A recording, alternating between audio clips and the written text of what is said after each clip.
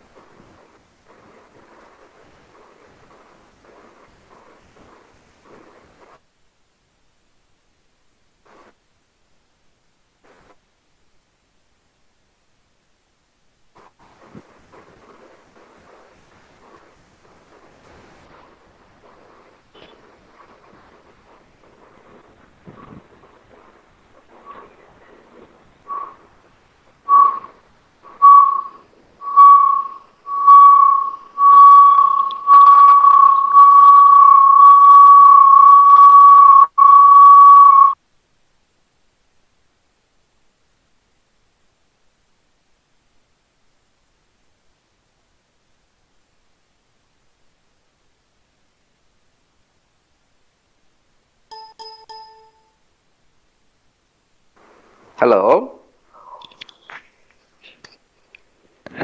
Dr. Babluji.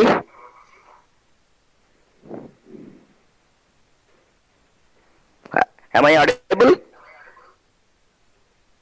Am I audible Yes, to sir. anyone? Okay, okay. Yeah, thank you.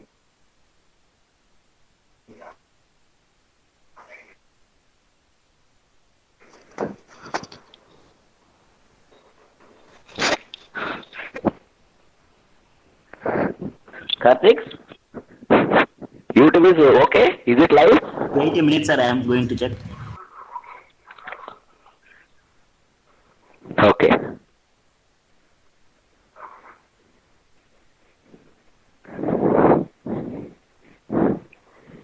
I think it's live.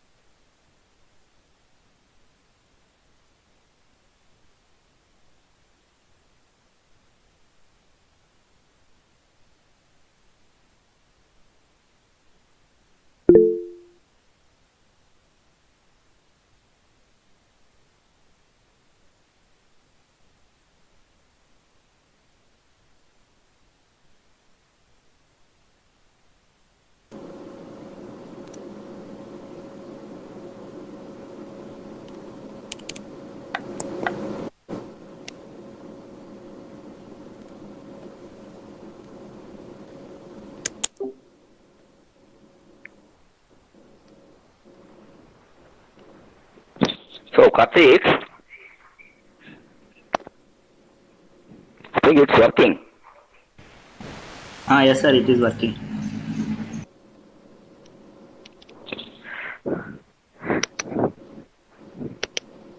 Good morning, Bablu Mukherjee. Hello, it's not connecting 1 minute. Oh, your voice is audible and your video also fine.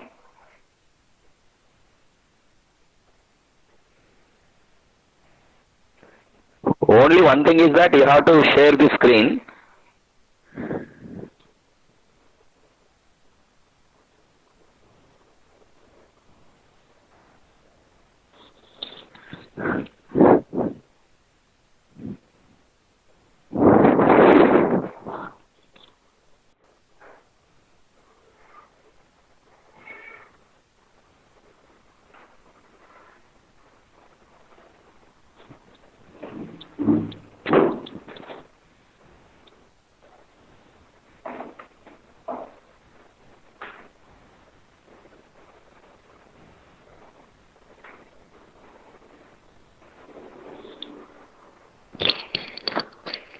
morning, Babluji. Is it audible? Please come to unmute.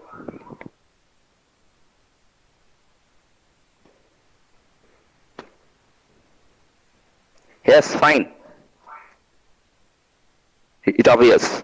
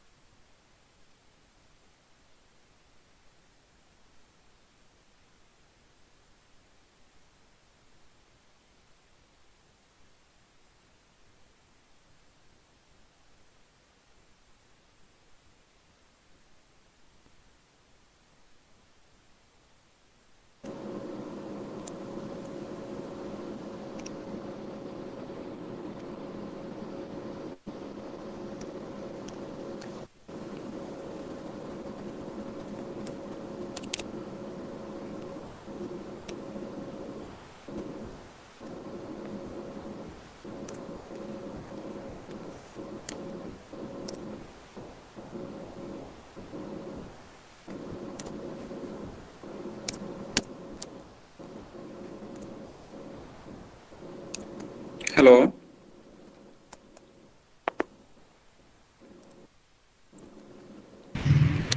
Hello, sir. It's not working here. Before it was presented, sir, but now it is not, sir. Yes, it's automatically, is going off. Is Now it is presented, sir.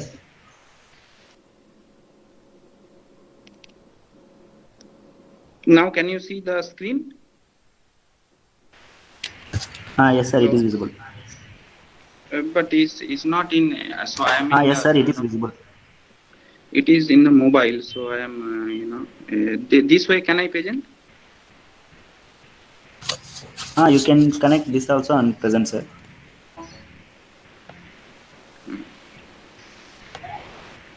Okay. Okay. So shall I start? So yes, Make it basically I as am. a sir. Basically, I am presenting from mobile because my laptop is not connecting. So it is connecting, then it is getting off automatically. So, so I start if using this. Is that okay?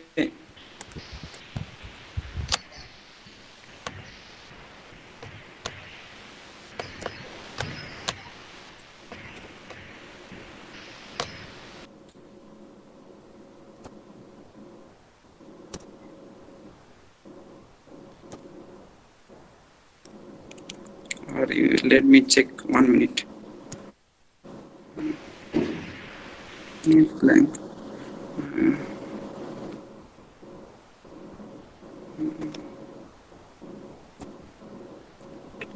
Sorry.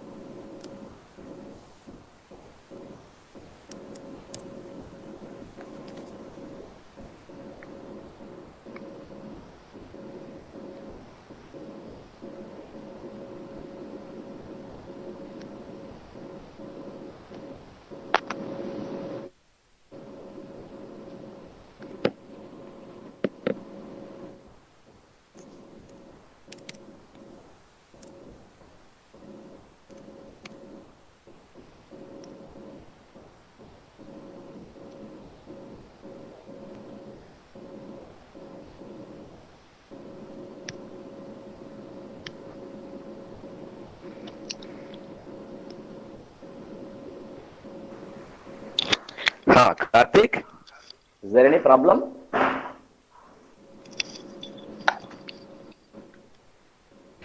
Sir, Bablu's sir presentation was not connecting, sir. No, no, it was connected. Just now it was connected, again it went off. Yeah, only from mobile only I can able to connect. Hello. Okay, then we'll do one thing. First, till we, till we introduce about you, you can show your video. Later, you can show your presentation. So now can you see my screen or not? Yes, yes, yes. Your screen is visible. It shows the title: Semiconducting Nanostructures, Synthesis and Fabricating Devices. It is visible. Okay, so this way I can present actually. Yes, yeah, yeah, exactly. In this way, we can start. Okay. Then okay, I can start. Yes. So let me know when I shall start. Yeah, yeah. Please wait for 2 minutes. So we'll start. Okay. In between, we'll have a small introduction. Later, we'll start. Okay. Thank you. Is it fine? Yes. Yeah. Thank you. Thank you. Sir, Bablu sir.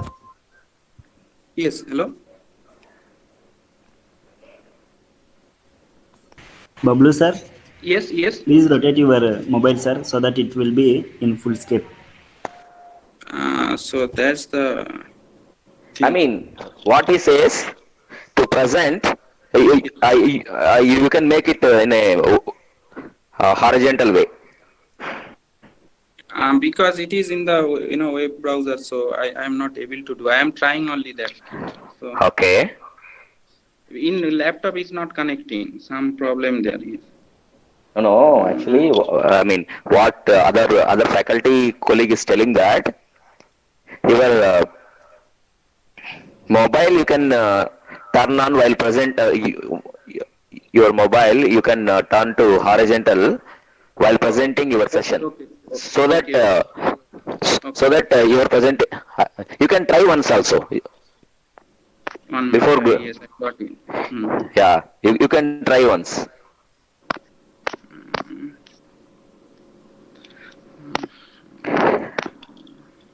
I need to set something turn on. You know. No, nothing. You just rotate your mobile 90 degrees. That's enough, I feel. Yeah, but the skin rotation need to be on before that. So I'm Oh, trying. okay, okay, fine, Screen. fine. There is no. So yeah. No, it's not working here. Okay. So can you move the slides? I mean, like this? Yes, yes, yes. I can move like this.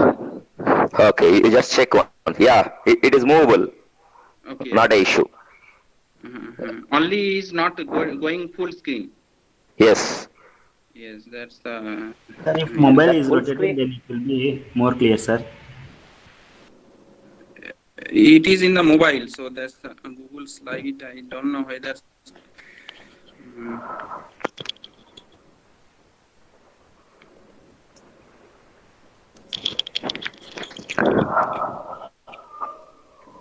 So this way only I can present. Mm. It's okay, not a issue.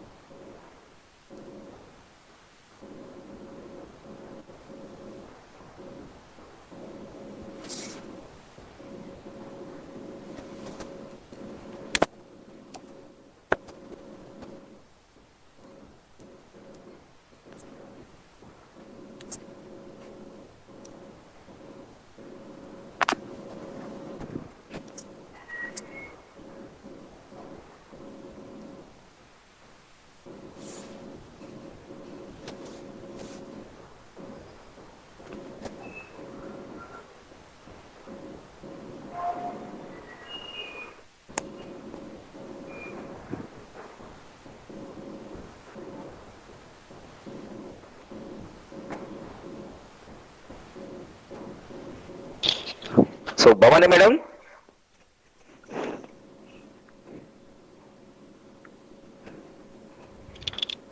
చెప్పండి sir. shall we start, madam? Hello. Okay sir. Okay. Shall I start? No, no, no, no. We'll invite you. Later, you start. So, Bhaskar sir, yeah. So that theory, shall I sir. start then? Yeah. You have to start considering. Yeah, I mean, let's start now then. I, yeah. Invite all of them and hand it over to me. So Yeah, I will speak about the few words about the speaker. Then it will be given to the our speaker. yeah. Start, sir. Okay. Good morning and namaskar, all of you. I welcome all the participants, speakers, and my department colleague for today's program.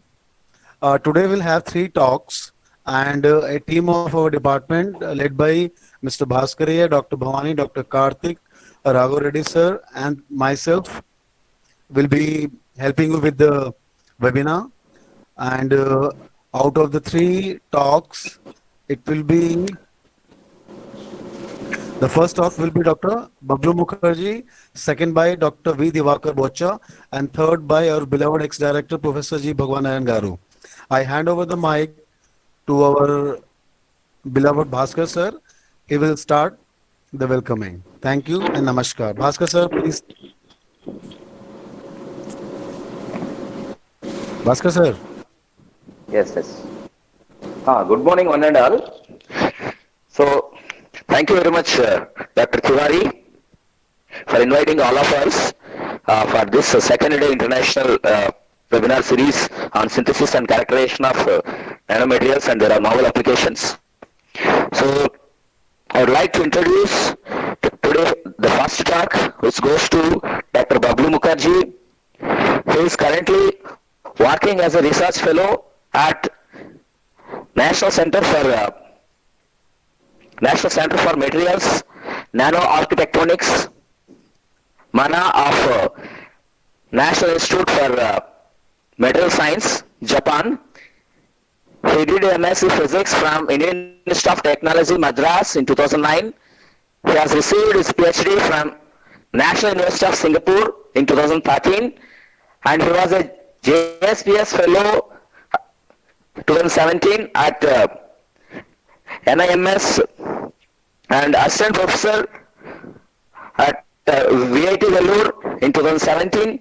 Then later he did his postdoctoral fellow at IIT Bombay in 2015, and he was also a postdoctoral scientist at George Washington University 2014, and research assistant at NAS.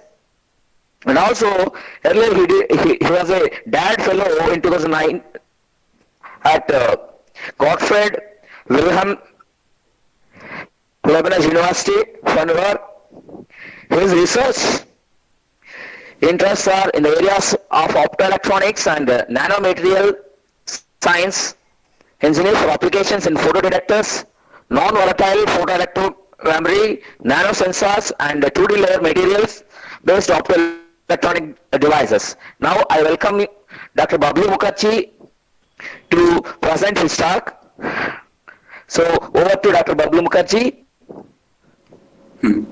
And Thank you. Yes. Thank you, Bhaskar sir, for your kind introduction and for your invitation to give this international webinar series. So today I will give seminar talk in this topic. Is semiconducting nanostructure, synthesis, fabricating device for optoelectronic application.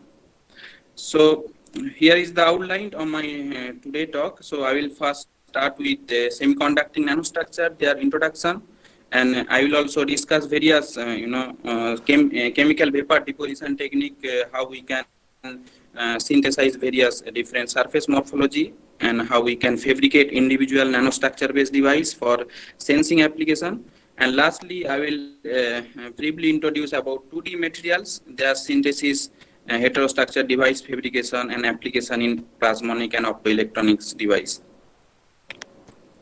So I will start with this 4-6 type of semiconductor. So if you see, so it has basically three main domain: germanium based, tin based, and lead based, with application in like sensor, catalysis, and energy. And this germanium based 4-6 semiconductor is special interest because it has various photophysics and optoelectrical properties, starting like darkening effect, photo bleaching effect, crystallization, doping, sensing, etc. And apart from it shows various different surface morphology nanostructure, like for germanium diselenide it can show nanobelt, step surface nanobelt, nanoflake, etc. Whereas germanium selenide it shows 2D nanosheet form. So the motivation is behind this project was like this is like 2D or 1D or quasi 1D structure. So it has basically high surface to volume ratio, of course, and with quantum confinement effect along one direction with unique density of state. So we will try to address some of the issue like synthetic and post-synthetic challenge. So how we can promote specific morphology nanostructure during synthesis. So that is common question which we can address, and also how the single device or single nanostructure based device with different surface morphology can affect the device performance. And we will also see how we can actually alter the device performance, basically photosensing, photodetector application, and how we can increase the sensitivity of this type of single nanostructure based device. So we'll try to address some of those points. So the strategy which I was following during my PhD study is shown here. So we start with the CVD synthesis of nanostructure, and then we go through various characterization technique like SEM, TEM, Raman, AFM, XRD, XPS, etc. And then we go for device fabrication to study the device performance. Here I want to highlight two techniques which I was using. One is like global laser irradiation technique, and another one is focus laser irradiation technique. So basically, if you see this image, optical image, so there is a single a nano belt which is connected with two metal electrode. And if the light shine everywhere, then it's called like a global irradiation technique. Whereas the tiny light spot, if it focus at different part of the device, so that we call it like focus laser irradiation technique. And we know for this type of semiconducting and metal contact based device has various property, because this semiconducting material often give Schottky contacts with metal and sometimes also ohmic. So depending on the nature of the semiconductor with a particular condition, like if semiconducting work function is greater than metal, then we can get for p-type semiconductor we can get like rectifying, which is opposite for n-type. So this type of contact information also we try to get from this study. So some more about this you can see from this focus laser beam irradiated measurement. So it is a specially resolved measurement technique, and here it is a non-destructive method to probe and locally excite the carriers, and we can get various device performance study and analyze what are the major contributing factor in the optoelectronic property. So those things we can get. Like a Schottky, whether Schottky emission takes place or not, whether there is a space charge limited conduction. As you know, the current will be square root of voltage. If there is a less conductive semiconductor, there will be like a charge accumulation, and it will sometimes give like square root of V. And sometime due to local heating, there will be thermoelectric conduction as well. And another very high issue is surface and defect state. So that also a major problem for this type of semiconductor, because that define the device performance as well. So we'll see that for semiconducting structure, how this laser beam, if has energy greater than the band gap of the semiconductor, so that time we get band-to-band excitation and we get like intrinsic property.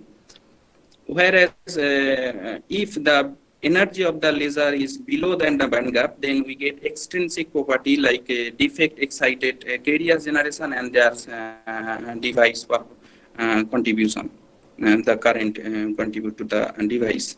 So those two also need to be noted at the start.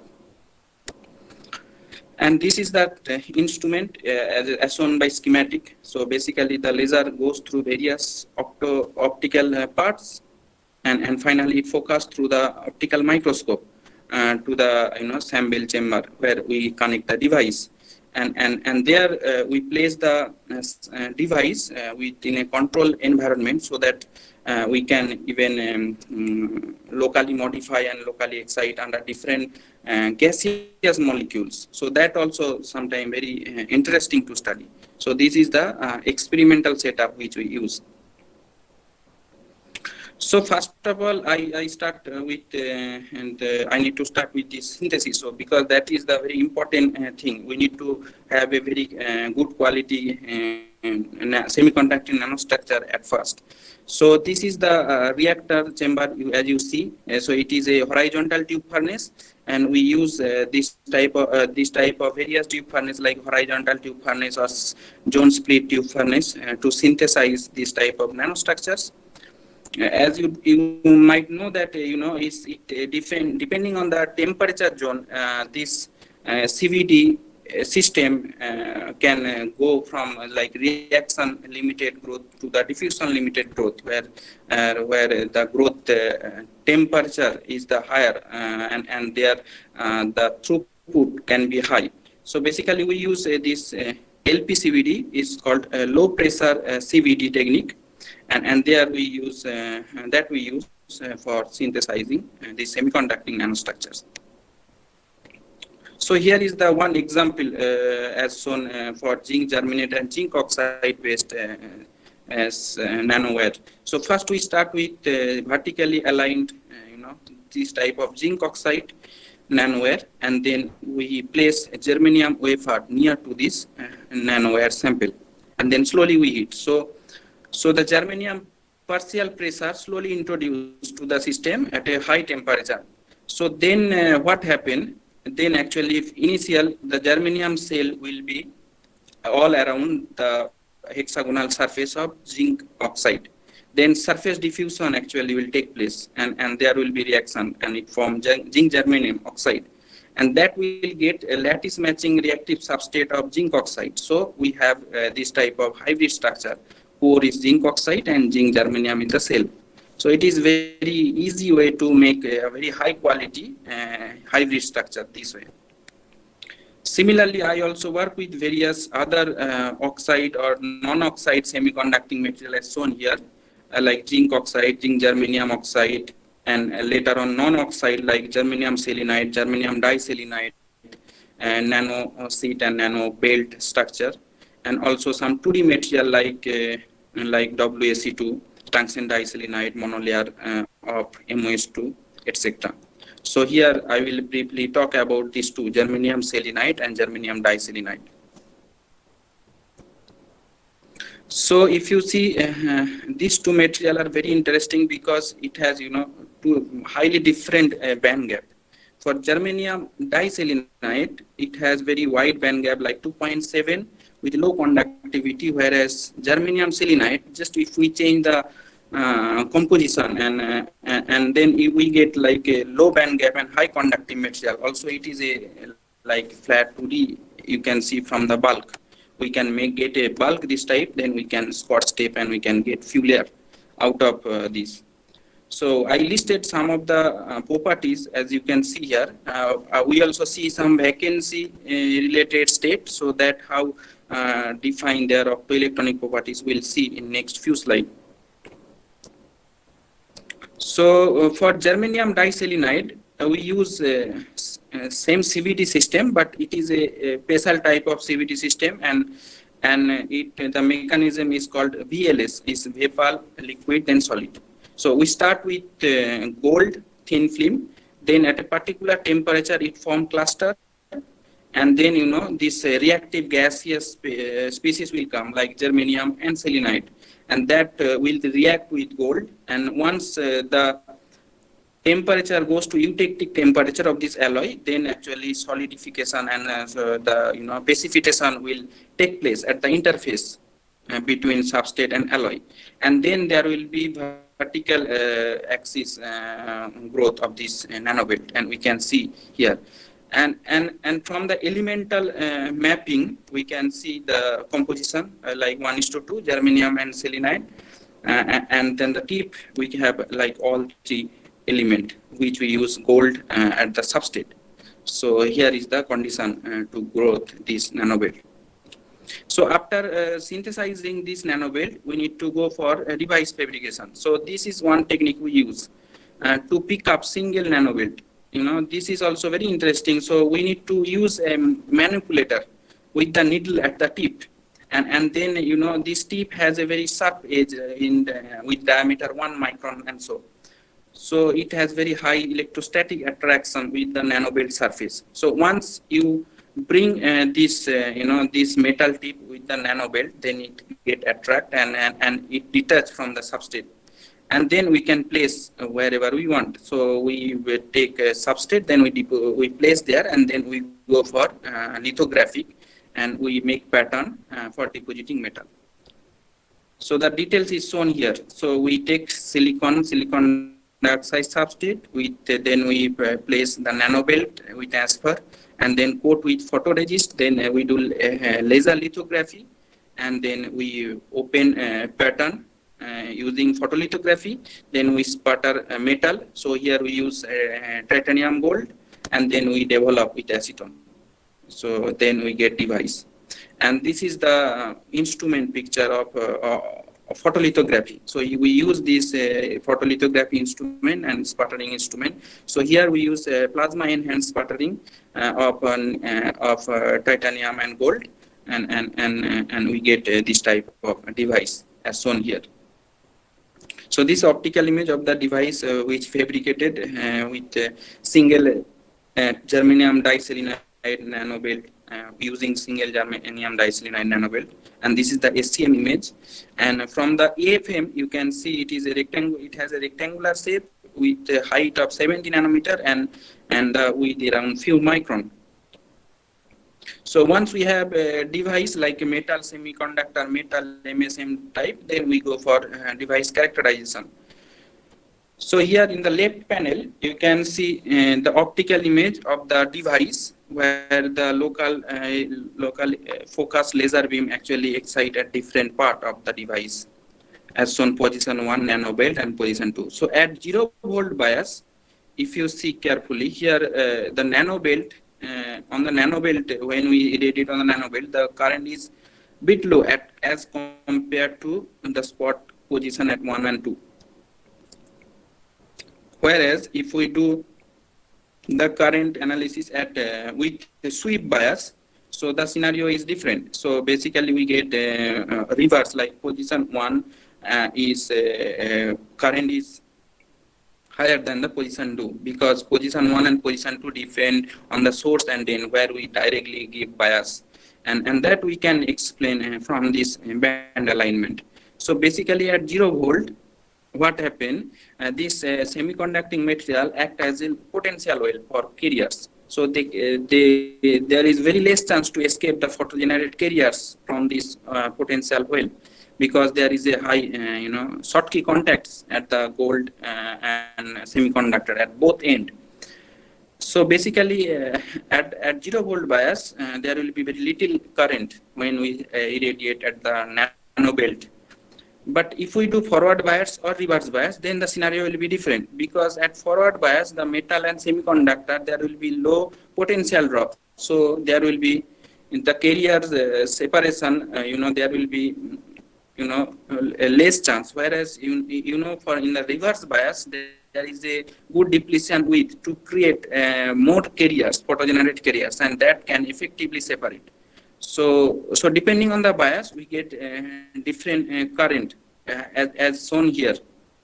So if we do bias of this device, then the scenario will take place like this. So in the position 1, so the red line, you see the position 1 and is the here. So it is in the reverse bias direction, and there the photoregenerated carriers can readily separate, and we can have a high current.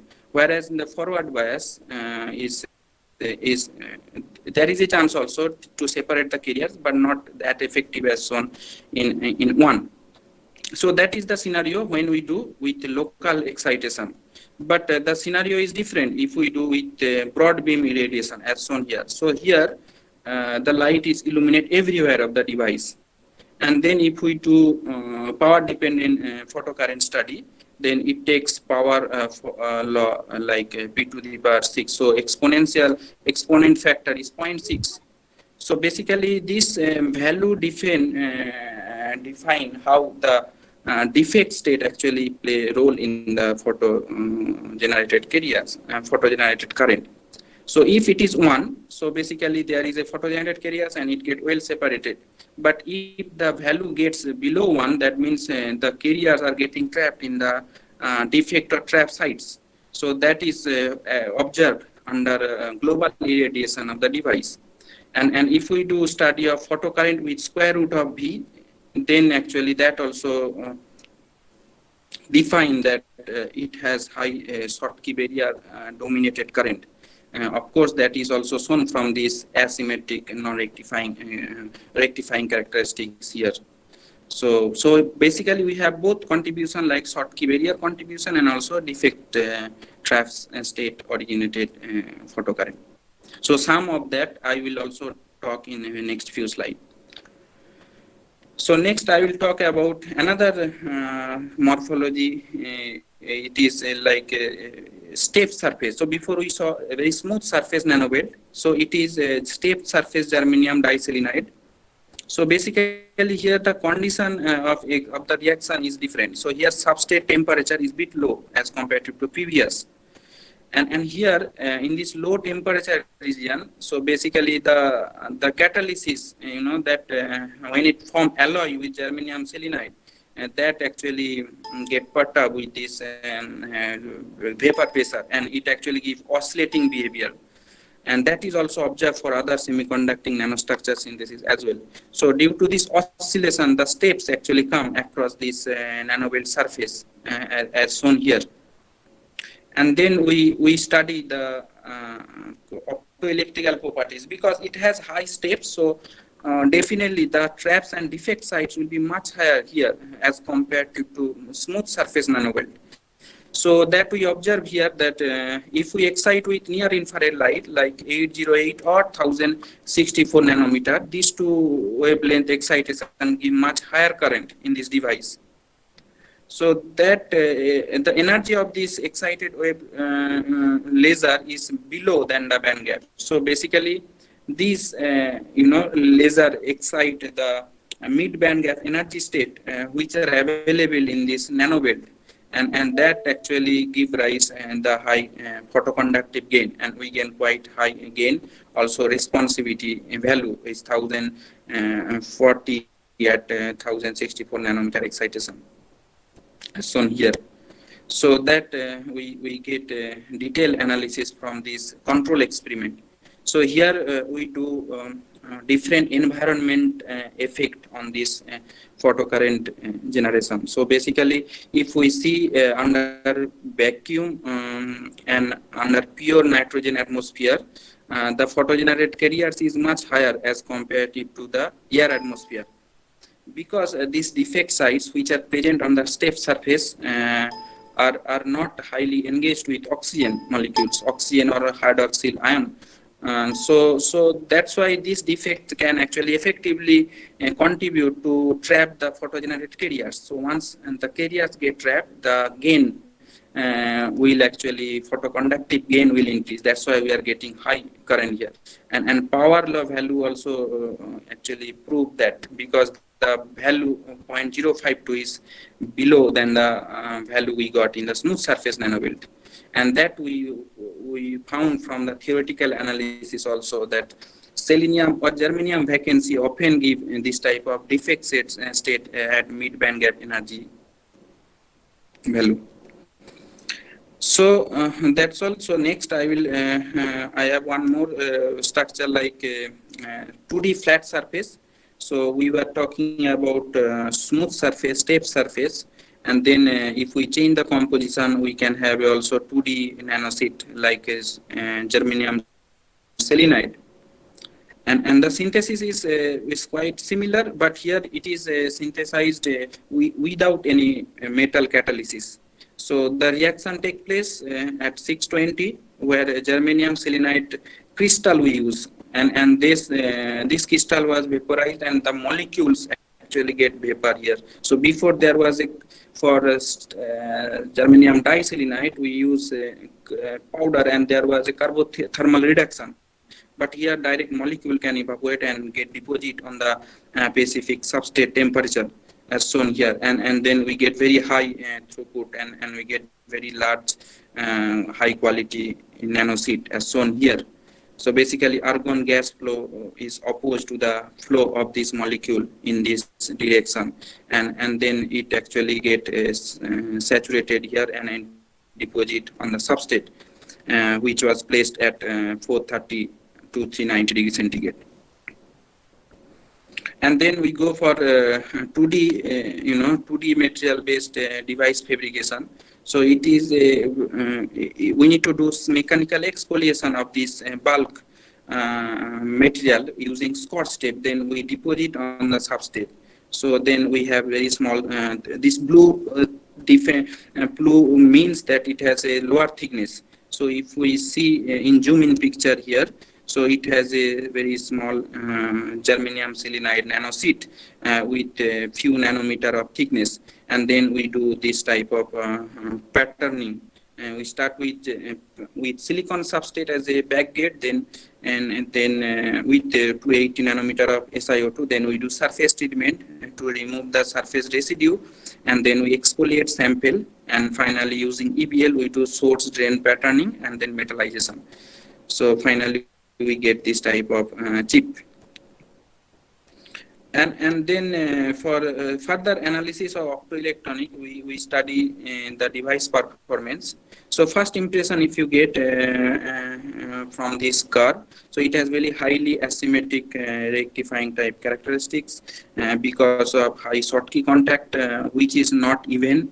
So it is uneven Schottky contacts at both points. So it gives like rectifying characteristics, and the power dependent property, so that at different power of 808 nanometer it has quite high photo current. And if we do the time analysis, like under multi-field switch on and off of the incident light, it also follow quite fast rise on, but during decay it take fast off, then it actually slow down. So there is a slow decay process as well under multiple switch on off of this incident light. So this slow decay can be due to the deep trap state which is available between this metal and semiconducting interface at the contacts. So that we study from this power law as well as from this model of Schottky contacts. So here the power law value source, and even it is the exponential value is even much below than the previous, so it is like 0.3.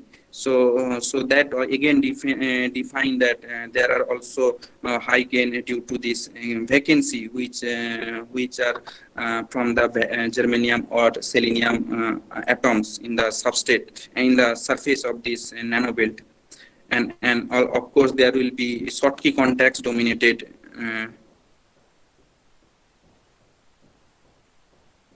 Schottky contacts dominated mechanism. Hello.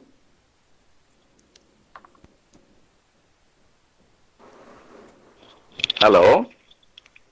Can you listen? Yeah, I think somebody is sharing the screen. I think Sandeep Dey. Just a minute. Yeah, please share again. Okay. Yeah.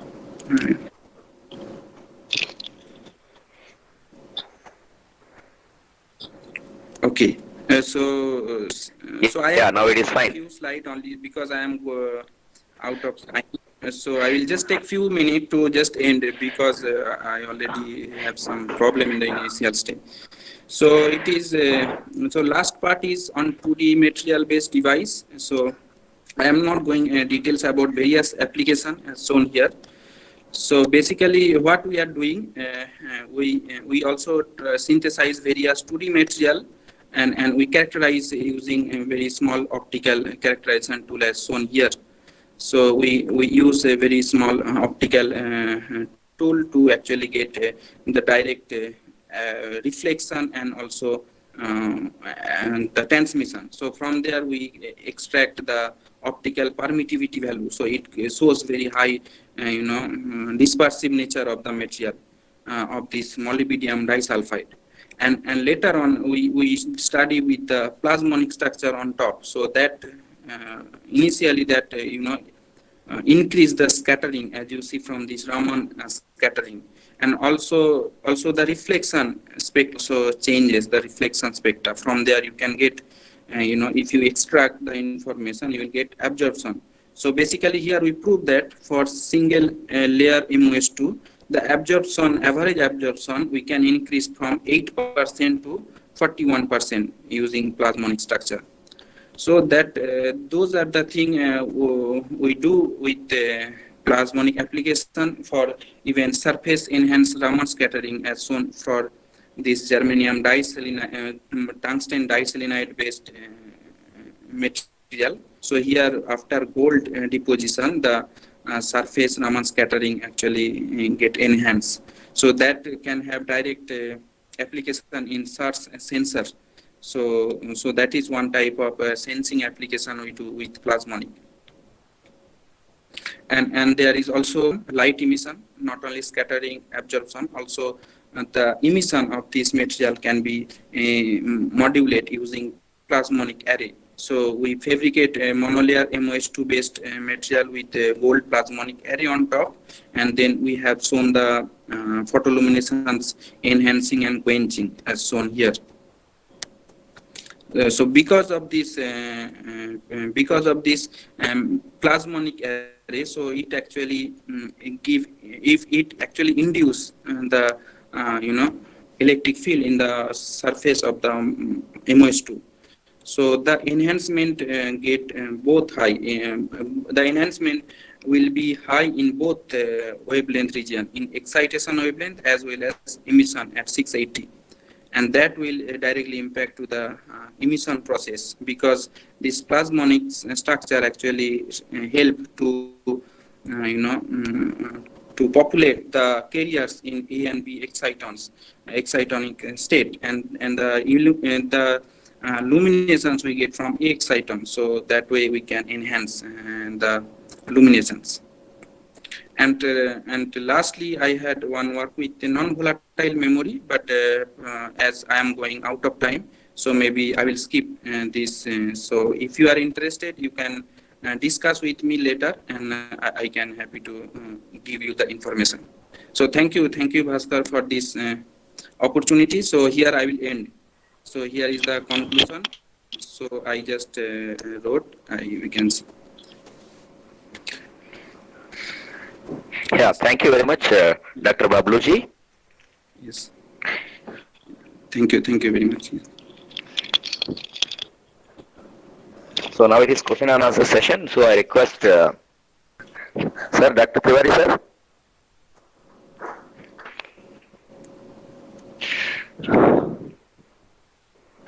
Okay, it's okay. So if you have any queries, the questions, any questions from the participants? Please unmute your mic, and one by one we can have. Hello. Yes. Yes. Thank you for giving a nice talk. And I have a one question from Yes. your PPT. I have found in one device you have seen the in the short key interface there is a log, means rise and fall, so that you can Yes. estimate the trapping state, as you mentioned in one of the Yes. slides. Yes. So, can you tell me how exactly we can find it out the trapping state densities? So, with the trapping state density, how the curve shape it is defined? So basically, if you analysis this, do you mean this graph? Yes, yes, yes. So basically, if you see the fall, so there is a fast one fall, then it has slow decay, right?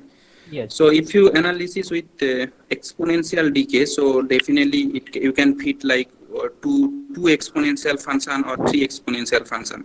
So the first one we can talk about the direct recombination or something. Yes, yes. And then the slow decay, the rate will be different, and we can get different time constant. Correct. So that means that means those carriers, which are associated with the trap state.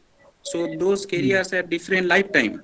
So Yes. so basically those carriers, when we'll get recombination, it will have different time response. So we can have different time constant when we fit with exponential decay. So Yeah. from there we can extract how the decay rate will be associated with the trap states. Okay. That means from the structured exponential function with the lifetime, can we estimate the trap state density as what? Yes, decay rate we can Decay rate, yeah. we can With the extract, time constant. and yes, there are some relation you can find. Yes. Okay. Thank you.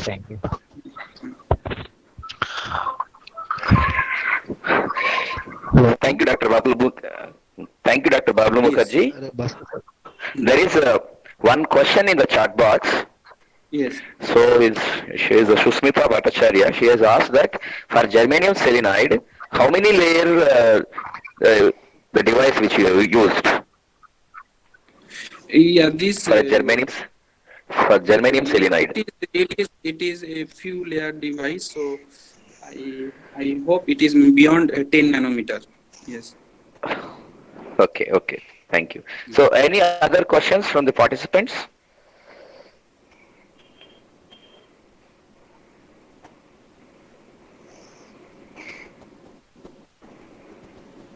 Dr. Tiwari sir, is there any questions in the chat box, YouTube? Sir, YouTube I have not checked. I was also in meet only. Let me check.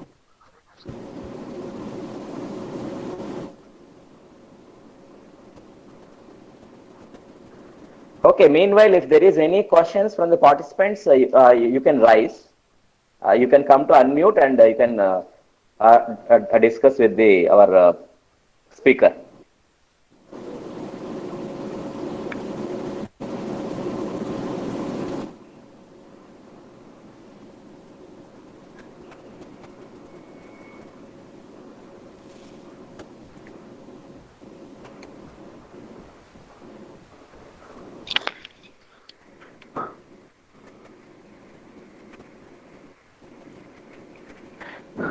Okay, so so thank you. So thank you very much for your yes, yes. Thank you very much for your wonderful presentation, and it is upcoming. I mean, your work is very valid, and hope it is reached to the audience. So thank you, Dr. Bablu Mukherjee. Thank you. Thank you. Okay, let me stop the.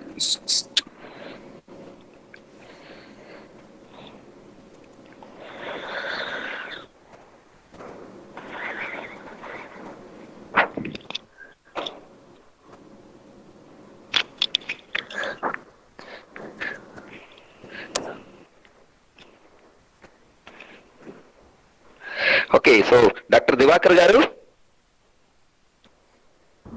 Yes, yes. Okay. Bhaskar, Yes. Good morning. Yes. Good morning. Good morning. Good morning. So, are you ready? Yes, yes, I'm ready. Okay. Okay. Okay. Fine. Okay. Wait for a minute. So, in between, we'll introduce you with the session as per our schedule. So by the time I will share my screen. Yes. Yes. By the time you can share your screen. Yes. Meanwhile, I request the participants, some of you please kindly off your mic and video also. Many participants are showing their video. Kindly off your video. Like Babu K and Sharfuddin and Damodar. Kindly off your video.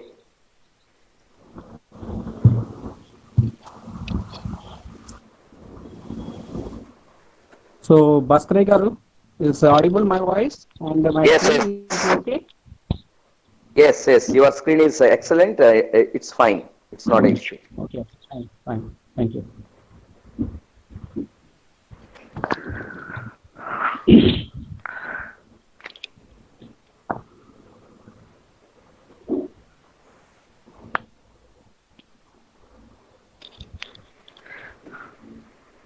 Sir Karthik sir or Bhavani madam, anybody is there?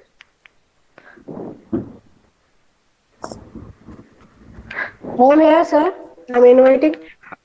No, it's Yeah, fine. madam. Yes. Okay. Okay, madam. Go ahead. Okay. Can I start? You just you start the session and I will introduce the speaker, madam. Okay. Okay. All right. Okay. Go ahead. Okay. Welcome and good morning to our international webinar about synthesis and characterization of nanoparticles and its novel application. So I invite Dr. K. Divakar Ucha for the next session. Now we introduce about the sir by our colleagues, Assistant Professor Bhaskare sir. So I hand over the session to the Bhaskare sir. Sir. Thank you, madam. So, I'd like to introduce our next speaker, Dr. V. Divakar Botsa. He's a research scientist in Optoelectronics Center at Shenzhen University, Hong Kong, Chennai. Hong Kong, China.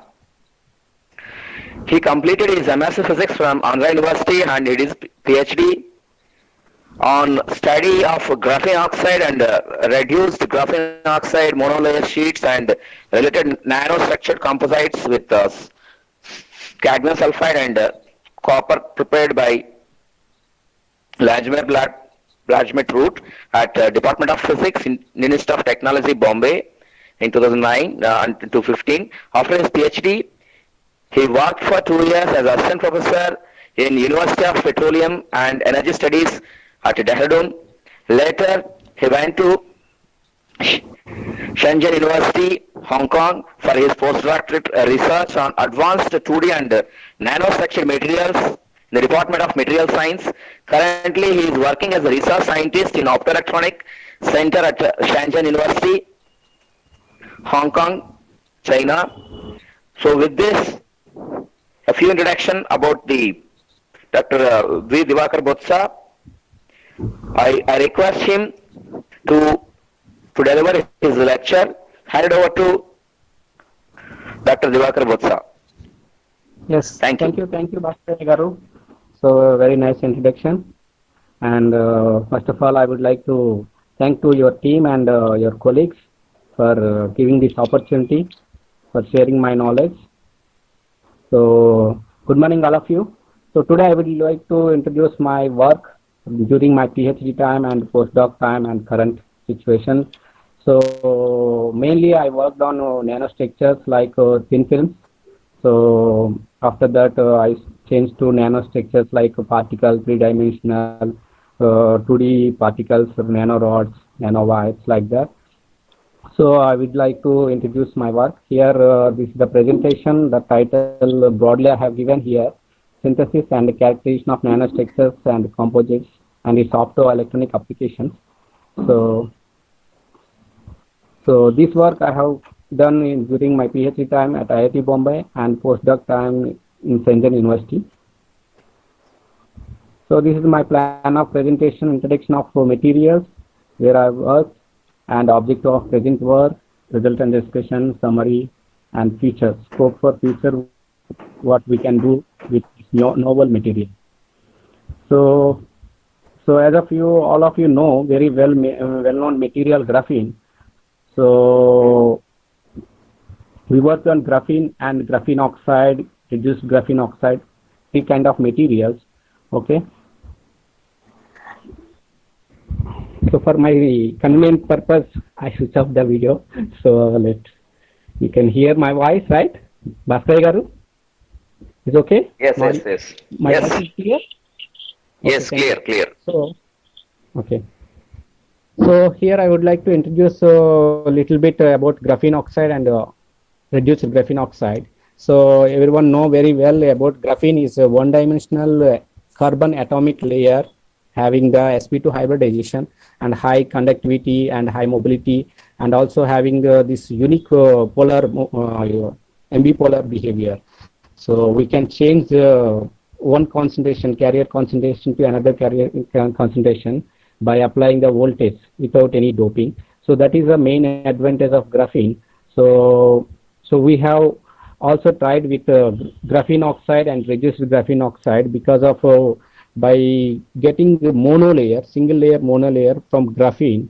So it's very difficult. There are some direct method synthesis also available, like mechanical exfoliation from graphite and epitaxial growth from the substrate of silicon carbide, and also chemical vapor deposition. So these are the most commercialized techniques, last two. So but here very the thing is, we cannot able to control the thickness at one atomic layer. So people are trying, some people are getting also, but it's very difficult and cost effective also. So there are other approaches like we can make graphene oxide easily from synthesis chemical routes. Later we can reduce graphene oxide by using some chemical reagents, reagents. Then we can get the conductivity get back. So there are methods like for making films. Graphene oxide films is very difficult. So means difficult means 1 nanometer thickness graphene oxide layers is getting difficult by using other methods like spin coating, drop casting, and SAM deposition, self-assembled monolayers like dip coating, spray coating. Because these methods very easily we can do, but problem is there are a lot of overlapping and crumpled natures we can get. So we have introduced here LB technique, Langmuir-Blazek technique. This is the very well controlled technique to control the thickness of the layers. So later, after getting the monolayers, we have followed the reduction by solid state form. So that I will discuss you later. So here I would like to discuss some synthesis LB route, how we will get the graphene oxide seeds. Then after that chemical route reduction. Then after that something new development, because LB technique also very cost effective. It's very costly affair. So not all people will get this technique. So that's why we have introduced, based on the same phenomena, we have introduced very less amount scalable to make geo monolayers, that I will discuss also. Then later I have done some work on indium selenide nanostructures also, different by using CVD, PVD, and also some hybrid structures also, sandwich structure by using MOS2 indium selenide nanoparticles. So first of all, I would like to discuss about spin synthesis. So very well-known method, like we have used some chemical route. So modified Hammers-Hoffman's method. Here we have used some chemicals like oxidizing agents, NaNO3, KMnO4, H2S4, H2O2. These are the main chemicals to oxidize the graphite, to form graphite oxide. So we can introduce some oxygen functional groups in between the graphite layer. So it can be exfoliated chemically. So without any mechanical force, chemically it will be exfoliated by introducing some oxygen functional group in between the layers. Later we can use the ultrasonication centrifugation. Then you can get the completely exfoliated graphene oxide sheets, which will be have 1 nanometer thickness. So graphene oxide mainly you can see here. So here there are a lot of oxygen functional groups. At edges, mainly carboxylic and phenol groups you can see. And at basal plane, at center of the oxygen plane, you can see hydroxyl epoxide carbonyl groups. So these are the main functional groups. It will create the insulating behavior. So while oxidizing, it will create the insulating behavior. So after reduction, we can get back the conductivity. Okay. So that is our motivation. So then we can see here. So graphene oxide. This is the graphene oxide solution, in which is soluble in water methanol 1:5 ratio. This is the obtained graphene oxide solution. So we cannot see any sediment in the bottom of the bottle. So that means it is fully exfoliated. If something is agglomerated particles are there, it can be sedimented bottom of the bottle. So that means it cannot be suitable for LB deposition. The thing is, I will tell you in the LB deposition what will be happen. We need to check whether this is good GO solution or exfoliated. By using UV visible absorption spectroscopy, we can get this graph here around 230 nanometer and small solder also 290 to 300 nanometer. Which indicates pi star of carbon-carbon peak and n pi star transition of C double bond O. These are the indication of graphene oxide. So we can confirm this is the exfoliated, chemically exfoliated graphene oxide solution is ready for LB technique, Langmuir-Broglie technique. So before introducing this LB technique, so this is the our setup, means this is the LB technique in IIT Bombay. So this is our in our lab. So here this is, you can see white color. This is the trough, Teflon made trough. You can see, you can control the pH of the trough, and this trough is full of water, milky water. Okay. So and we can see the temperature controller, pH control also. So these are the monitors we can see. And in the schematic diagram, there are two barriers in middle, one substrate and one Wilhelmine plate also there. Okay. So these substrate vertically we need to keep into the water. The water is called surface. We can call the surface this water. So on the surface of water, we can spread the as prepared graphene oxide solution. Then whatever the exfoliated sheets, it can be floating on the water. So you can see the floating of the sheets on the water. So when we apply the barriers compression, then these all sheets come closer and packed, very well packed. Then you can at the time of very packed density time, then you can slowly lift the substrate. Then substrate will be having hydrophilic nature. So obviously this graphene oxide sheets also hydrophilic nature. Because of hydrophilic nature, these sheets, graphene oxide sheets, will be transferred to substrate. So these are the standard parameters, optimized parameters. So we varied a lot of parameters. Then best conditions we obtained the sheets. So because so we can use any kind of substrate here, but the surface should be hydrophilic. For that hydrophilic substrate purpose, we can clean the substrates properly with RCA treatment. Then you can achieve the hydrophilic substrates. See, this is the, you can see the LB deposition of graphene oxide sheets. So here this is the curve, surface pressure versus barrier separation. See here these two barriers, you can, when you are compressing the barriers, the surface pressure is building on the surface of the water, which can be measured by Wilhelmine plate. So that is in millinewton per meter. So barrier separation is, you can see 100, 0 to 400. So when you are decreasing barrier separation, that means the surface pressure is building on the surface. So when it is increasing the surface pressure, that means all the graphene oxide sheets are come closer and close density.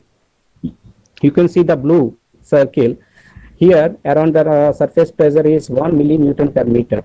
So this is very less surface pressure.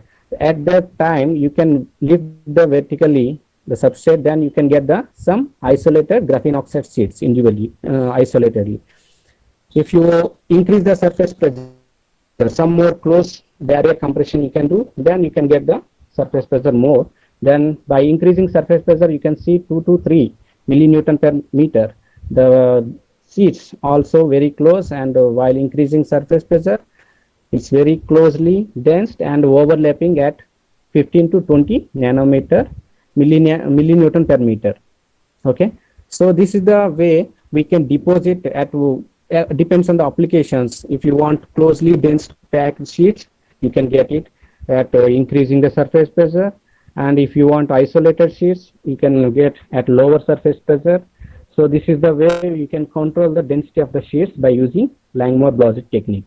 So this is the typical AFM image. You can see the cross section is about 1.3 nanometers. So it is considerably 1 nanometer around. So it is well defined, and the sheet also very flat, and no wrinkles, no overlapping. We can see at optimized conditions. So this kind of sheets is very useful for optoelectronic applications, some device fabrications.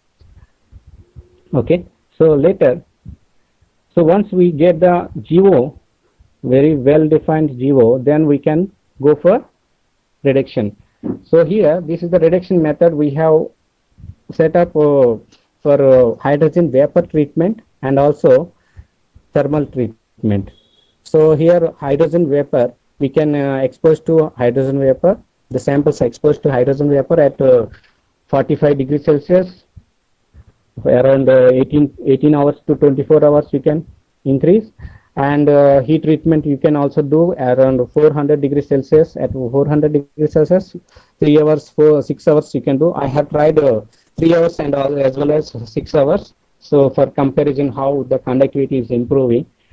So this is the after morphological study for graphene oxide and reduced graphene oxide at different stages. So these are the AFM images, first three. So one is graphene oxide, another one, two, R1, RGO1 and RGO2. These are two reduced graphene oxide as well as SCM also you can see here. So by seeing this morphological study, so there is no morphological variation during reduction treatment. So that means our reduction is will not damage our morphology of the sheets. Okay. So that means it will be very useful for further process. So this is the thing we can observe from here. And also we have observed the thickness is varying. So the thickness from graphene oxide to reduced graphene oxide is decreasing about 0.1 to 0.5. This much of range you can see the variation. So that means oxygen functional groups are completely removing, so that the thickness of the sheet is decreasing. Ideal graphene thickness is 0.3 nanometer, 3-4 nanometer. So, but experimentally we cannot get 1 nanometer is the experimentally acceptable value.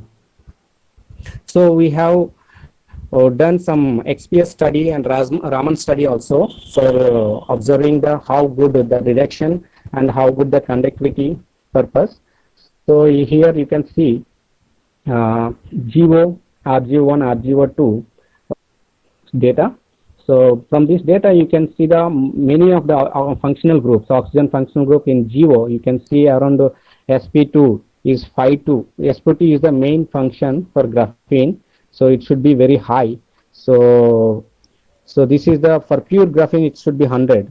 So because here there are 100 of many of oxygen functional groups are there. That's why it is 42. Then after reduction it goes to 70. So the ratio of oxygen to carbon also it is decreasing. That means oxygen functional groups can be removed by this hydrogen treatment followed by heat treatment. So you can see the 2 to 3% air free region we can remove during this reduction, and also hydroxyl and epoxide groups also we can remove. So at interior behavior of the sheets. Okay. So here this is the Raman study. I think some image is not clear. Okay, something disturbed here. Here this is the Raman. Here I mentioned only G peak.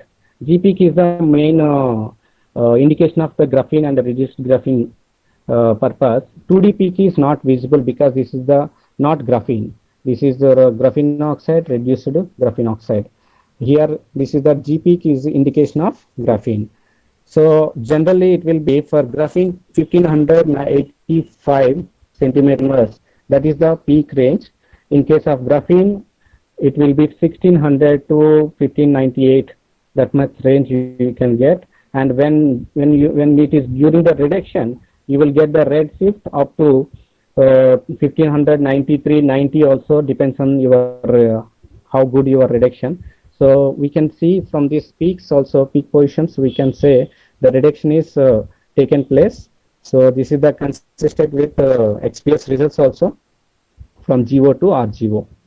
And also this is the most important, we have did this EFM technique. So to know the how good conductivity compared to GO and RGO. So EFM technique is basically is one of the mode in AFM. Okay, so this AFM is the secondary image, like phase, sometimes voltage also we can collect. This is the AFM. So generally in AFM we can do at atomic with atomic forces, means the tapping mode. In tapping mode, the tip will be contact to sample. But while while doing electrostatic force microscopy, so the tip will be lifted to up to 100 nanometer, 10 nanometer, up to 10 nanometer in that lift mode. So atomic forces will be disappear and electrostatic forces will be formed between the conducting tip and sample. This is the like same as like EFM technique.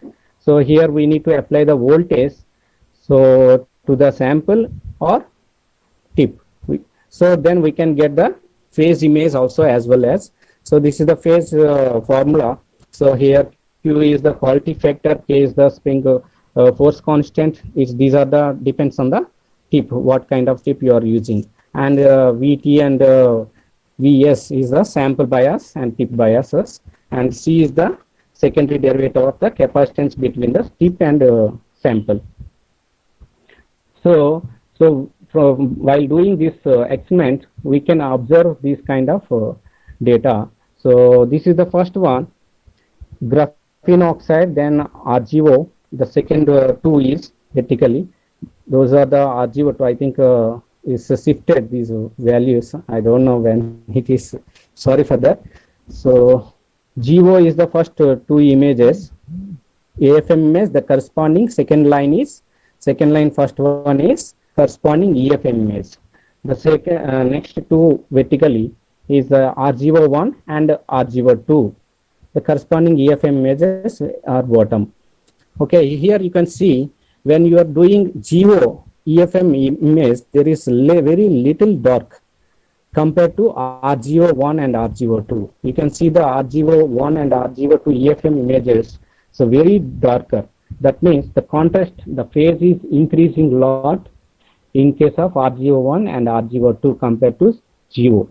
So that means the conductivity, when the conductivity is increasing, the contrast is increasing because of contrast increasing due to the conductivity, because the surface charges will be accumulated when you are applying the sample bias or tip bias.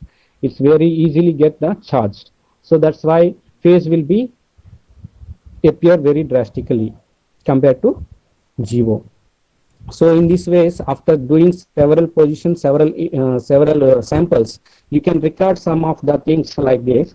So phase shift versus height, the lift height, sample height between the sample surface to tip distance. You can see these two curves, RGO1 and RGO2, because the phase shift you can get only conducting samples only, so not GO. And also for GO, you can second image you can see here. So phase shift versus tip bias. So this is the, so you can see the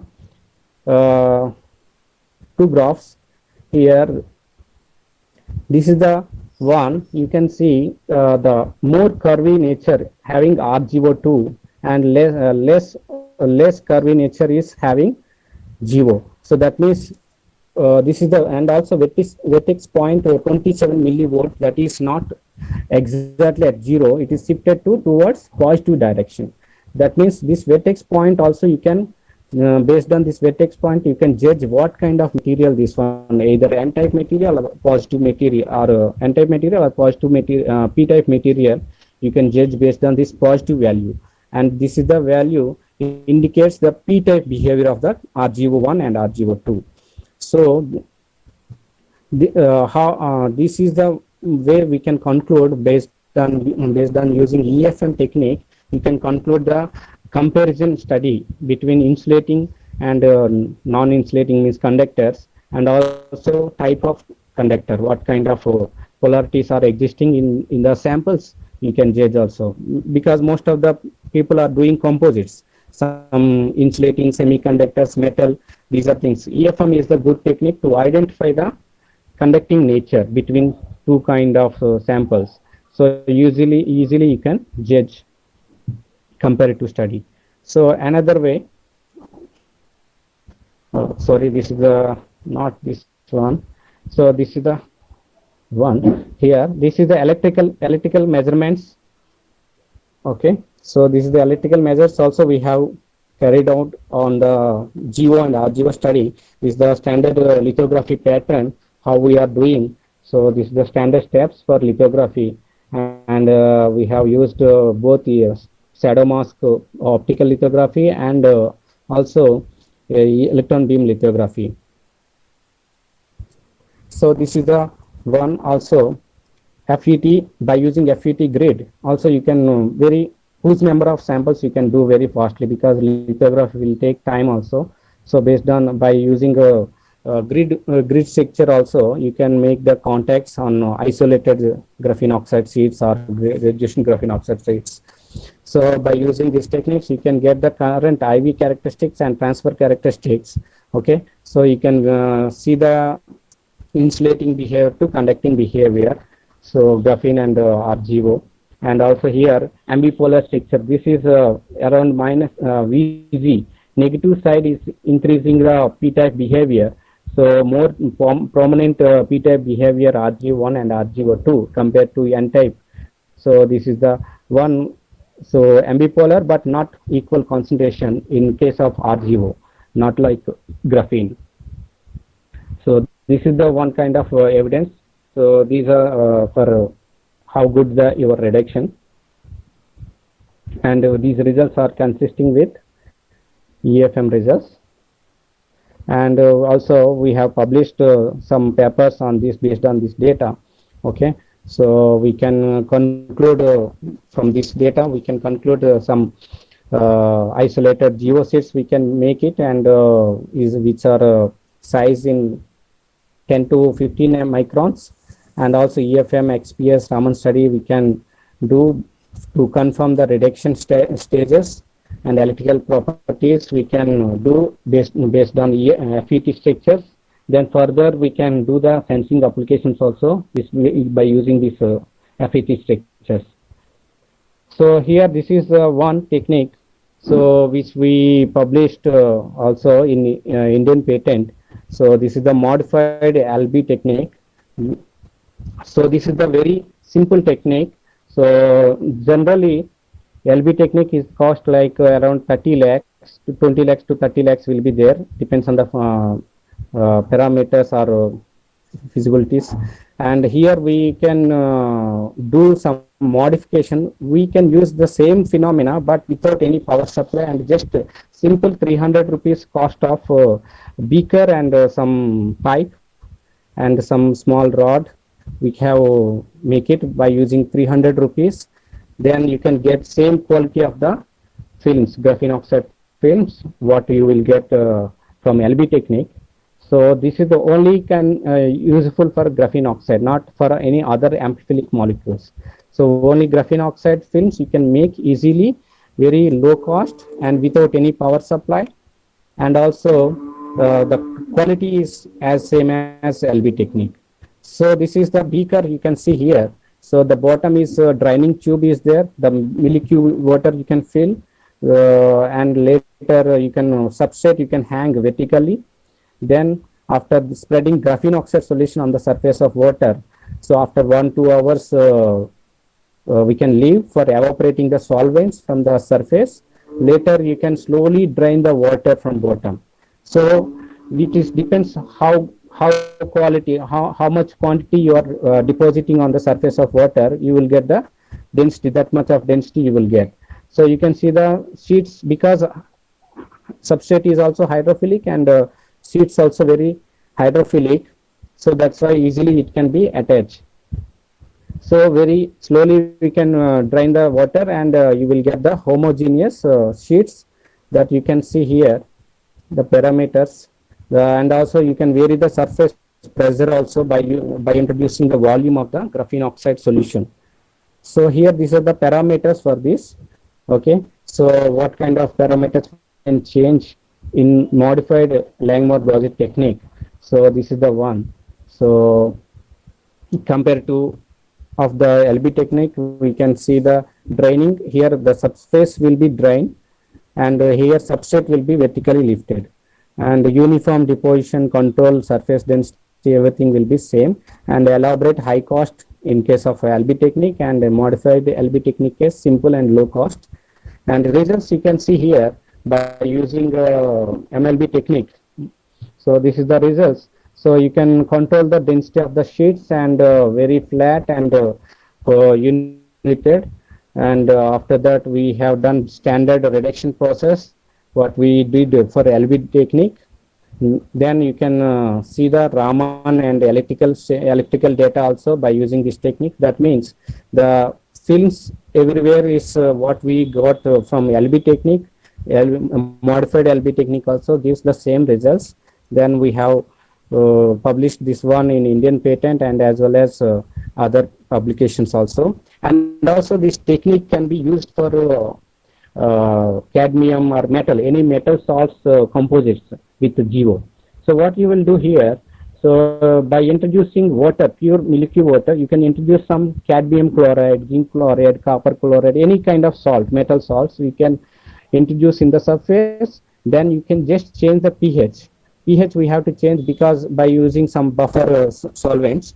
Buffer solvents you can change, you can around 6.5. Generally it will be 5.5 you will get, but 6.5 and higher pH where you will go higher pH of surface water, then the ions will be decomposed. Means ion can be separated, Cd plus Cl2 minus, like that. This Cd2 plus, copper 2 plus, zinc 2 plus, these metal ions can be easily attract or attached to graphene oxide sheets, because graphene oxide sheets also having some carboxylic groups. Those carboxylic groups at higher pH it will be ionized. So COOH becomes COO minus. Then Cd2 plus will be attached, or Cu2 plus or zinc 2 plus. Any kind of metals you can introduce in the surface water. Then you will get the composite material, which can be very useful for sensing applications and other optoelectronic devices. So this is the advantage of graphene oxide and reduced graphene oxide. So you can see the results. I'm sorry, these are the modified when you here this is the Cd2 plus graphene oxide CD. When I introduce Cd2 plus means CdCl2 so salt I introduce with different concentration, 10 power of minus 2 molar, 10 power of minus 4, 10 power of minus 6. Okay, then after introducing I do the sulfidation, it becomes CDS. CD becomes CDS during the sulfidation. So you can see the H2S gas exposure. So 15 minutes, 2 minutes, 2 hours you can do. Then you can able to see the particles. These are all AFM measures on the sheet, not on any kind of other substrate. Here you cannot able to see clearly sheet, but these are the at a high resolution AFM images at sheets, because when we are going for microns range of graphene oxide, you cannot able to see the nanoparticles. That means we should go at higher resolution AFM, so that there you can see clearly these nanoparticles. So here CDS with graphene oxide you can able to see. So and also for confirmation XPS and HCR-TEM also you can see. So here from XPS data, CD3D, CD3D, this the core of CD structure. You can see the two peaks in case of GOCD 405.9 and also 412 in case of after sulfidation CDS, the shift, small shift 405 you observe 0.5 variation shift. That shift also indication of formation of CDS, the binding energy. And also here the sulfur peak is disappear in GOCD before sulfidation. Of course after sulfidation you can see clearly sulfur peak 160 around the peak. So these are the two experiments. So you can see the CDS formation, and also final confirmation you can do the HRTM. Here first image of HRTM, this is the clearly you can see GOCD sheet, graphene sheet here, and also that is a hexagonal SAD pattern. There you can confirm this is the graphene.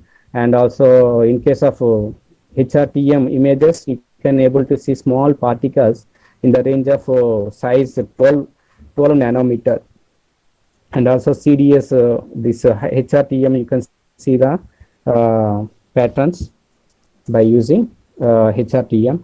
In Raman's we have done, there is no change in G peak. That means CDS interpretation of CDS will not affect any G peak position. So that is the we concluded. Here I'm not showing the data, Raman data.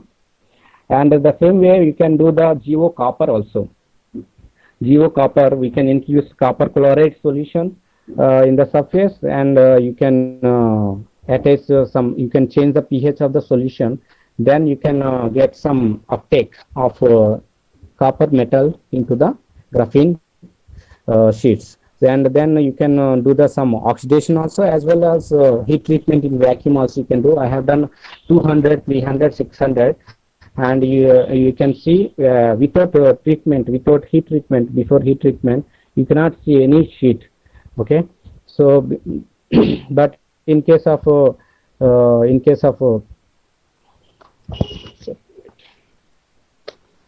of heat treatment, just a minute. So in case of heat treatment, so at 400 and 600 you can see clearly the particles, the range of the size of the particles about 60 nanometer, and in case of 600 degrees Celsius about 100 nanometers. Whereas 200 degrees Celsius, we haven't seen any kind of particles. Maybe take this is not optimized parameter for getting copper nanoparticles. Then after that, we did XPS study on these different treatments particles.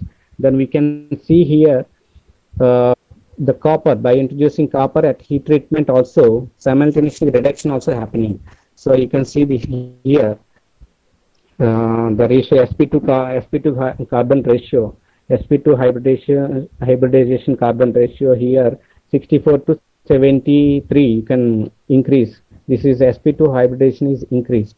That means during heat treatment, graphene become RGO and as well as copper. So RGO with copper, it is a very good material for optical sensing applications. And here you can see the HR team on these samples also. Before heat treatment, you cannot see small clusters or some agglomerated particles. It may be in oxide formation. Later, after treatment, you can see the very big particles in the size of 23 nanometer and sad patterns you can see before heat treatment. Okay, before heat treatment is a ring structure, and yes, images are not clear. Something changed.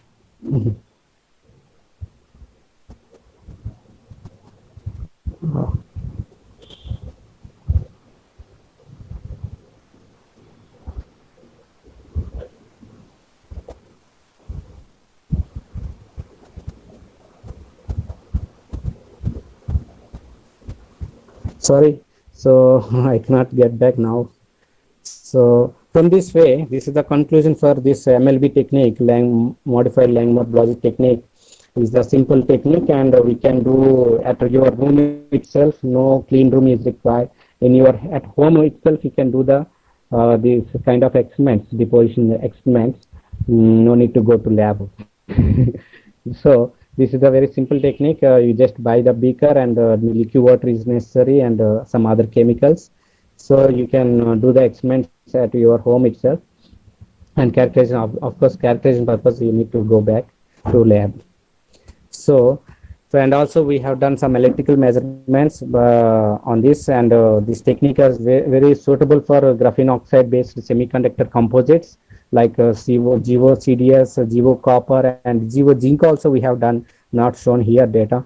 So later during my postdoc, I shifted to some other 2D materials, some like advanced after graphene.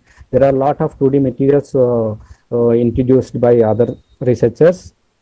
So one of the material, 2D material, non-transition materials, TMD materials, and non-transition materials also, like MOH2 is the TMD material, and indium selenide is the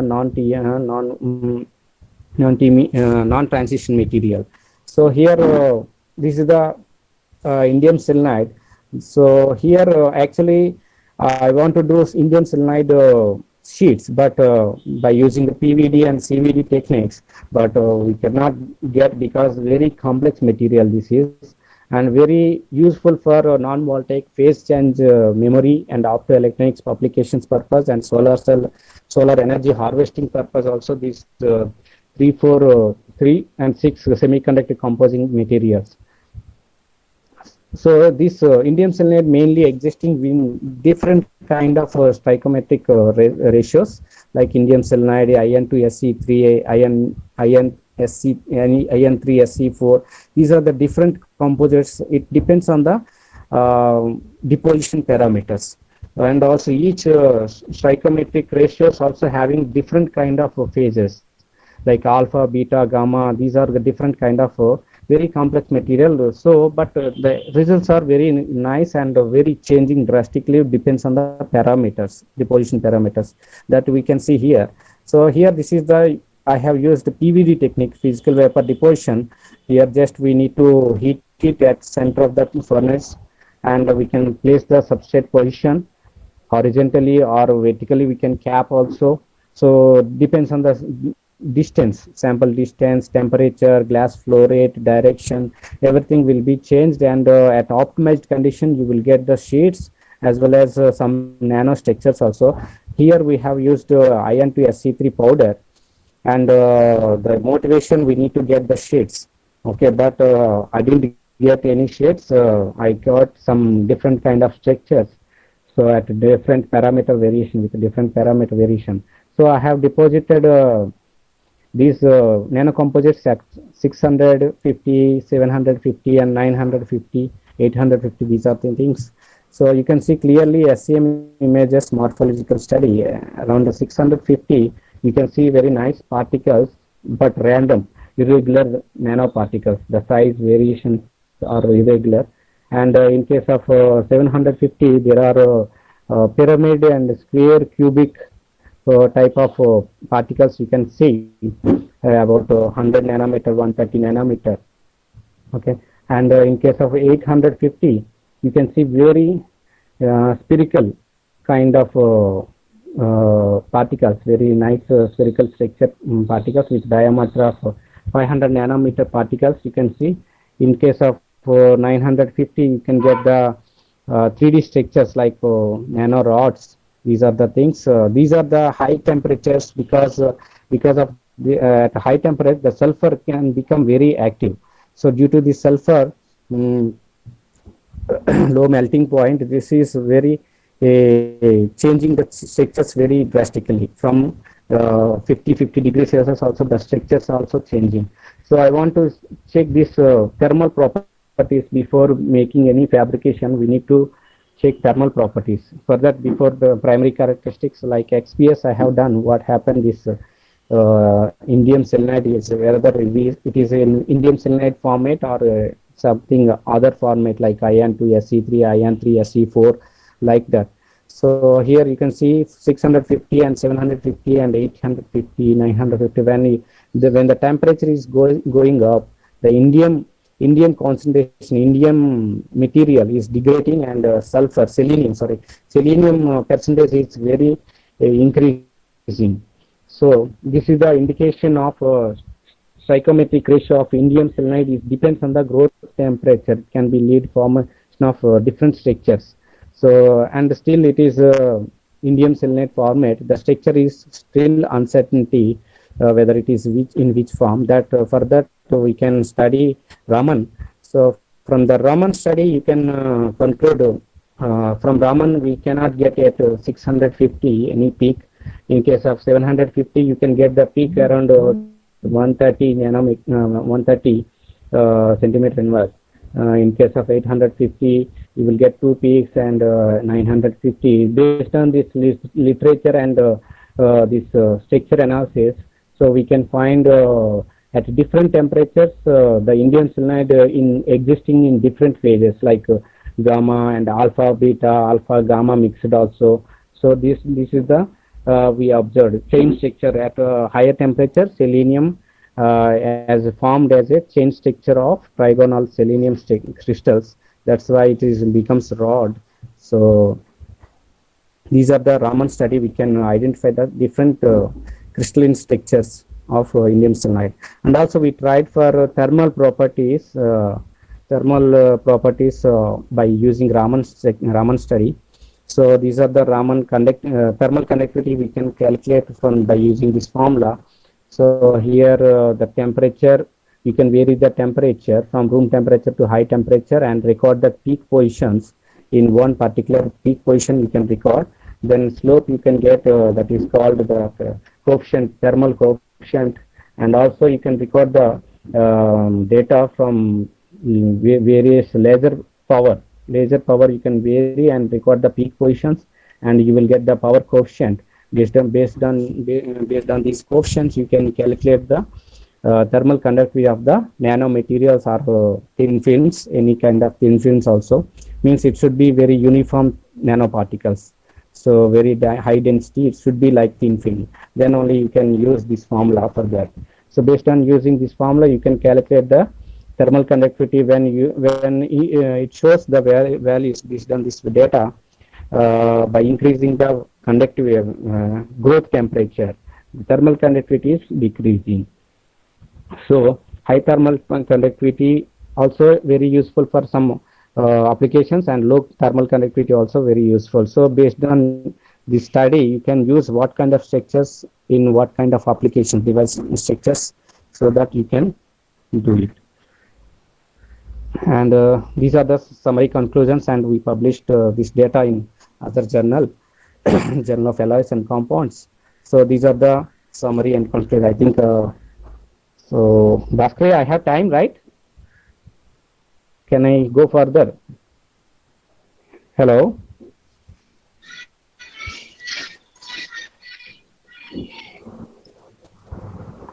Hello. Excuse me, sir. May I ask one question? Yeah. Just wait. I haven't completed.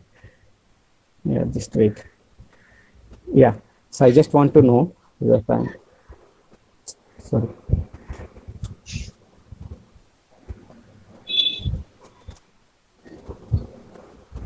Structures are clear. Yeah, and also I tried for yeah. Hello. Hello, Divakar sir. So I am Yes, Professor yes. Bhavan Narayana. Sir, yes, sir. So, first of all, I would like to congratulate you to develop a very simple and economical technique of modified LB technique for Yes, sir. growing the films. And just I wanted to know from where this XPS studies you did? From IIT Bombay. IIT? IIT Bombay. Okay, good. So, very nice. But FTR is it for the surface, Raman, surface Raman studies? Is it surface Raman or conventional Raman? Conventional Raman, sir. Conventional Achha, Raman. your layers are so thin. Could you get the real signal for Yeah. So, but we have used a high power and some lenses we modified, sir. So you're right, exactly. First initially we didn't get any signal. So later we stopped after several experiments, changing lenses, high power, everything. Then we got the signal. That one. Yes, sir. Very good. Sir, small interruption. Hello. Yes. Yes, sir. Am I audible? Yeah. Yeah, you can complete the session. Maybe you may have some. You have a time, so you can take 5 more minutes. Yeah. Thank you. So I will complete that. Yes. Okay. So, and another one is by using seed layer effect, how the structures are modifying. Now we have seen different kind of indium selenide nanostructures like particles, cubical and spherical and nanorods, flavors, these kind of structures without any seed layer. Now I want to introduce some seed layer as MOH2 seed layer prepared by chemical route, chemical vapor deposition. These are the setup. So here as prepared MOH2 sample on SaO2, so we can keep on the top of the board where the powder, indium selenide powder is there. Then you can do the as usual PVD on MOH2 seed layer SaO2 substrate. So you can see the structure how it is changing. So the same experiments we have done this 650 and 750, 850, and with seed layer effect. The seed layer effect, see around 750, the structures are completely changed. Something is something like necklace, chain type, necklace type structures we can able to see, like nano wires. In between particles are there again nano wires. Radiation around floor ramp up, temperature ramping up 50 degrees Celsius per minute and 25 degrees Celsius per minute and 45, but around 20 to 30 degrees Celsius per minute. That the growth temperature ramp up speed also one of the crucial parameter in this making structures, this nano wire structures, necklace type of nano structures. Then we did a lot of time variation deposition, like 15 minutes deposition, 30 minutes, 60 minutes. So to identify what is going on. So you can see in case of 15 minutes deposition, you can see very small tiles or something is started to grow. So you can see the particles. There is some small tiles also open up, and in case of 30 minutes deposition, you see the nanoparticles are arranged side by side, and in between you can see clearly. There is small wire is also there in between. In between every 2-3 group of particles, you can see small wire. So these wires also growing in between the particles, and later for longer deposition, around 1 hour or 60 minutes, you can see very nice structures like necklace type or chain type structures you can see. So these are the for longer duration. You can see the morphology of. Oh, I'm sorry, this format is missing. So based on this, we have done. XPS is missing. I'm sorry for this. So let me go for HRTM.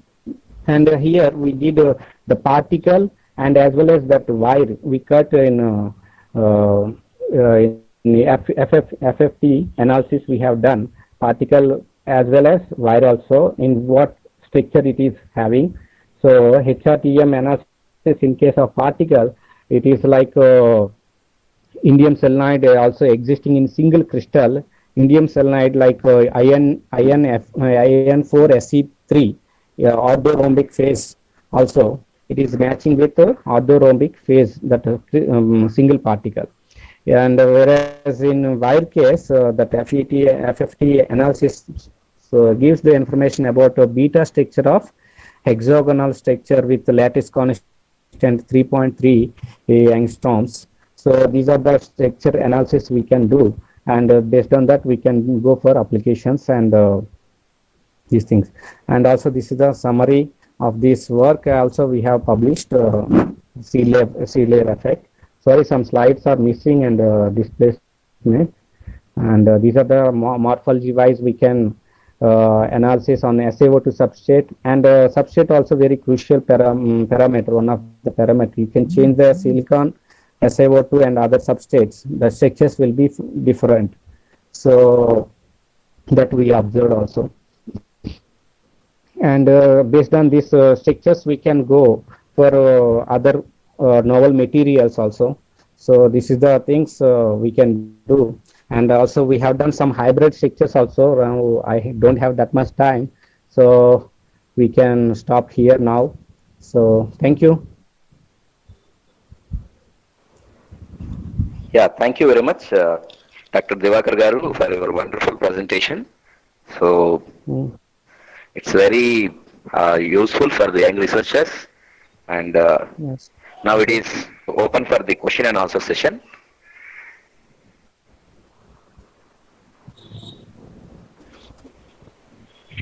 Hello. Yes. Thank you for the nice talk, Dr. Divakar. So I have Yes, thank you. two queries. One is like your LB technique, what is the cost effective compared to the CVD? And the second question is like Mostly the graphene sheets are in a large area. It is very difficult to get it. The till now Yes, the sir. reported graphene sheets like by using the hot wire CVD, you can Yes, put it in yes. a large area. Compared to Hmm. that, in your LV technique, what is the maximum area of the graphene sheet you can get it from your technique? Okay, okay. So actually, can I answer your question? Yeah. Hello. Yeah. So first one is the cost effect. In case of LB technique, it's about 20 lakhs to 30 lakhs. That and also we need to maintain every time, and the clean room also necessary for that maintaining that LB technique. And but you can go for a modified Langmuir logic technique. You can use very easily that technique anywhere. So that is the just 300 rupees or 500 rupees you can expand, and you can do that same kind of experiments. And you can see my papers there. I mentioned clearly how to operate everything, so you can go through that. And in case of size, what you ask, that is right exactly. In commercial purpose, by using CVD, you can get very large sheets. Commercially, company wise, they are using, but very not in 1 nanometer thickness. It's very difficult to get 1 nanometer thickness by CVD. But in case of chemical roots, we will get up to 100 microns, up to 100 microns. So up to publication, not for commercial. These chemical roots mostly not commercial, just for research purpose we can do, and also some using some chemical devices like sensors, some composite sensors. Those you can do it by using these things. But very large scale means maximum we can update, we can get up to microns, 100 microns range sheet you can get.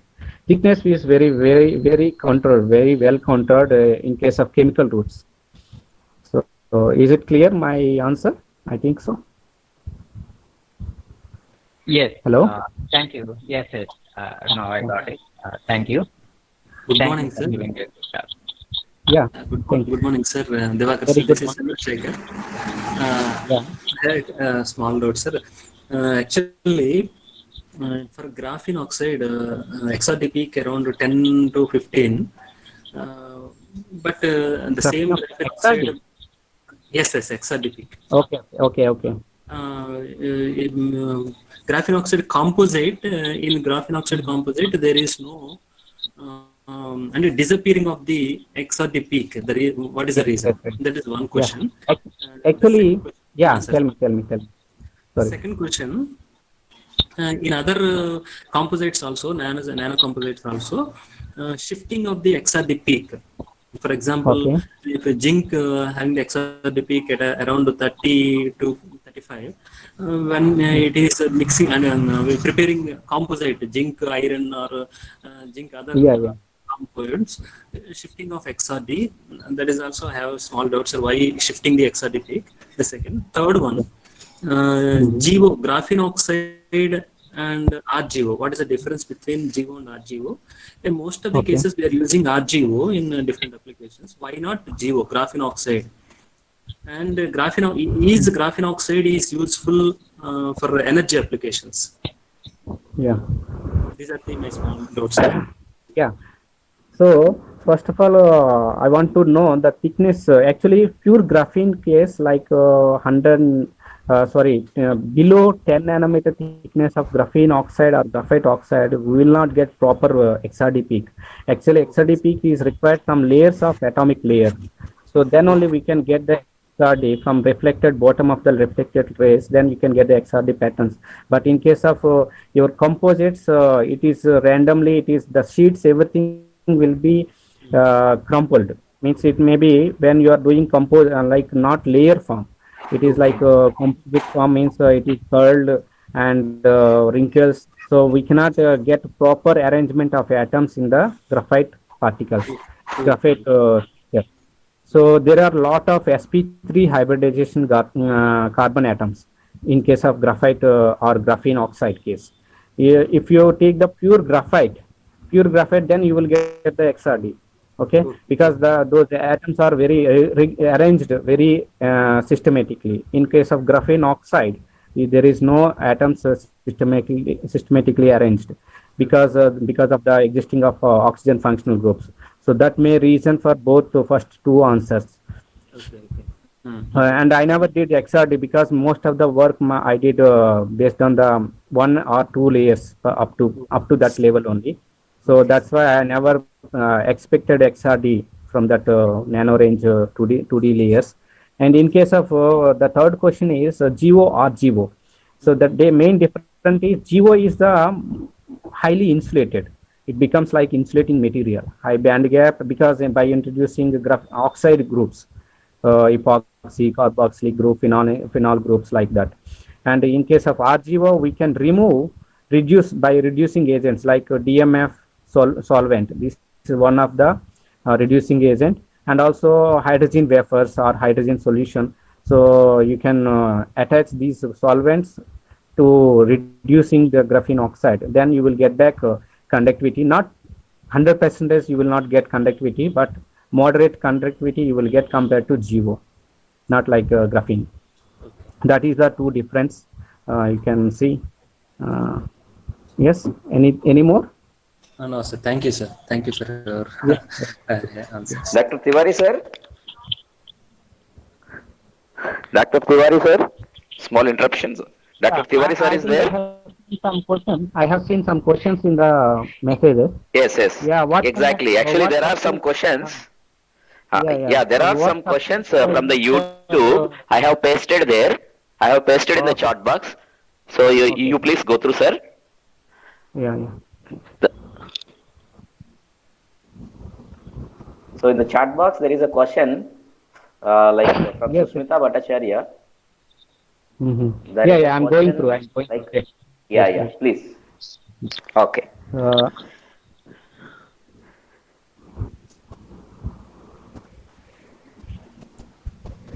At IN2SC3 films at 950, some are making films also, but I never see. But I have seen one nano ACS nano paper. Our Indian only he published. She published her name is Balakrishnam something. So based on her name, her paper only I have done this work, but I haven't get any kind of sheets. But it depends on the PVD setup, and there somewhere leakage is there. Then very very sensitive instrument. Actually, based on my experience, PVD is very simple. Looks like very simple. But is very sensitive to all parameters, even time, flow rate, and oxygen. But the thing is, we don't have the flow meter, organ flow meter. That is maybe one of the reason I didn't get the films, but I got these structures. If everything is controlled like flow meter and temperature controller, everything, so it maybe you will get the films also. That is my answer. And what was the substrate used for deposition of graphene oxide? So SaO2 and silicon, titanium, all kind of metals we have used, because metals are mostly hydrophilic, and SaO2 silicon and SaO2 substrates also partially hydrophilic, but you can get fully hydrophilic means zero contact angle, means contact angle deposition, contact angle measurements if you do, so the drop can be very flat. So in that way, silicon SaO2 also you can use. Most of the metal kind of substrates also you can use, but preferably very smooth substrates. Even quartz also you can do, glass also you can do. Depends on your applications. If you want to do semiconductor application, you can go for SaO2 silicon, and if you want to go for optical purpose, then the quartz, glass, transparent any conductors also you can use. And you can use I have done some work on zinc oxide substrate also. I have done zinc oxide nanoparticles on glass substrate by using RF sputtering. Then we have deposited very nicely graphene oxide sheets. That also we have published. You can see my Google citation papers also. That maybe help you. And what was the temperature variation during? So it's room temperature. At room temperature itself, you can do the deposition, graphene deposition. there is no need any power supply and no requirement of any temperature also. So just room temperature itself you can do the deposition. So MOS2 we have done deposition at around 830 degrees Celsius by using CVD technique. That may be that one the things. Useful device application continue filling needed. Yeah, any temperature, yes, depends on the MOS also is the temperature dependent growth. So you can get mono layers and multi layers and a few structural variations also. Even get even some one of my lab mate he got the vertical sheets, vertical nano sheets, MOS2. And the position, the structures also depends on the substrate angle. You can change the substrate angle and you will get the many different novel structures. So you can work on novel structures, depends on the applications. You can find various applications. You can do some publications also on that. So anything? Yeah, I think all the questions have been covered, Dr. Divakar Botsa garu. Yeah. So any question, any one or two question from participants? Otherwise, we can close this talk. Any? Because we are running time. Yeah. Okay. So thank you, Dr. Divakar Botsa garu for a wonderful session. Yeah, thank you very much for this opportunity. So hope we will meet again several conferences like this. Very happy. Yeah. Sure. Thank you. Sure. So thank you very much.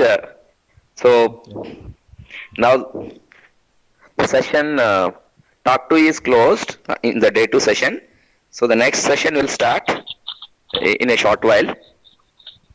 So, Sir Bhagwan sir. Yes, I am here.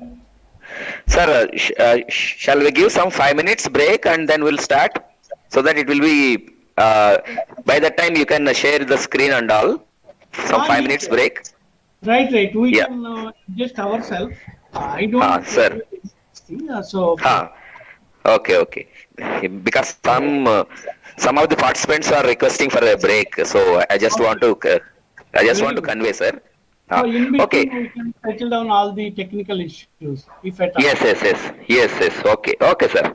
You please share the screen by the while. Yes, we are doing it. So the next talk in the day 2, that is by our ex-director, Professor G. Bhagwan garu. It will be after 5 minutes. So thank you all. And in meanwhile, there is a notice that already the feedback link is which posted in the chat box for the 2 talks in this day 2 webinar series. So I request the participants to go through that. Thank you. So Bhaskar garu, sir, my screen is visible? No, sir, not yet. Oh, okay. You have to, I think, give the.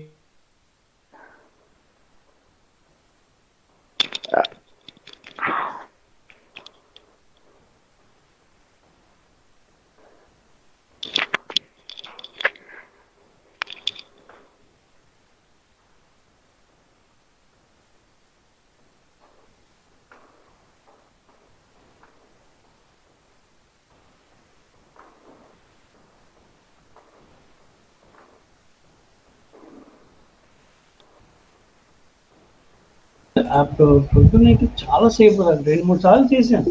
మరి నువ్వు వచ్చేసింది మళ్ళా చెప్తాను.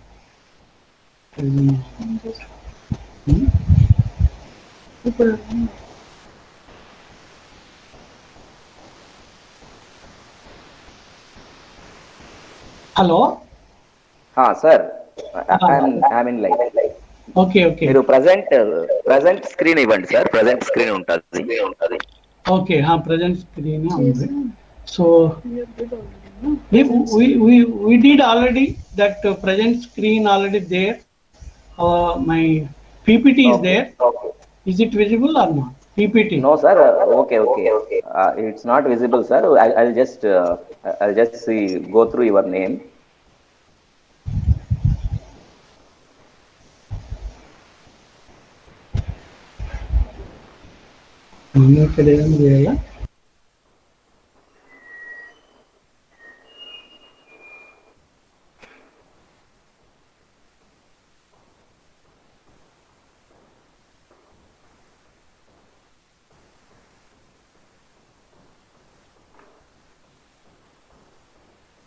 Sir, it is it with your name only, sir? Yes, it is today. It is with my name only. My picture also. This is the what you could say. Actually, you are talking, right now you are talking, that is Okay. with your photo already is there, no, sir? Actually, that one. I'm Okay. finding the way. We'll just see that. So,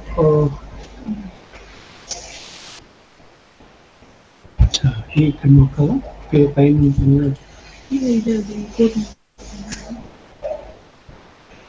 G. So actually, in the people's name, only one name is there, sir. That is yours. Only one name, Mm-hmm. not the PPT, sir. No, we are getting other names also. We are able to see the No, no, sir. 73 Yes, people. yeah, yeah. 73 people are there, sir. Among 73, only your name have only one. Okay.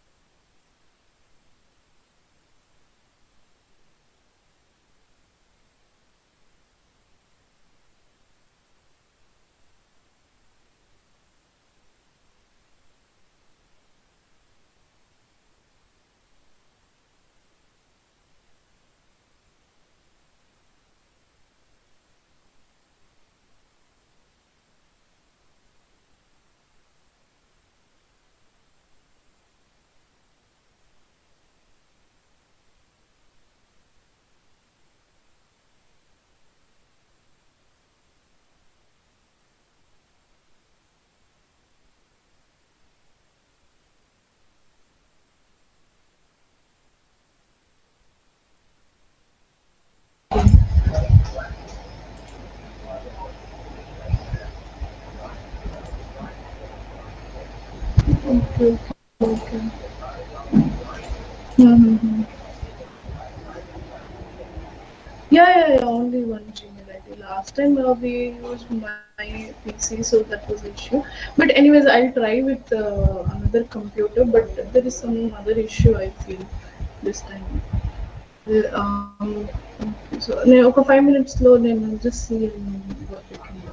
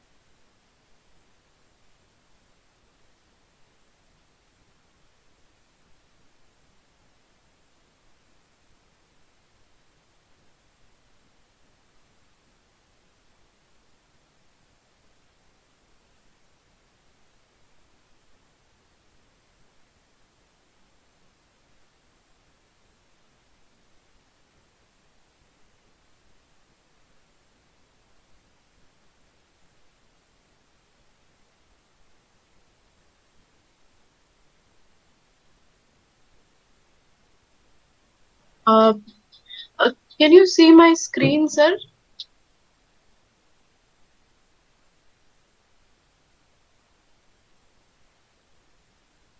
Okay. Thank you, Tashi.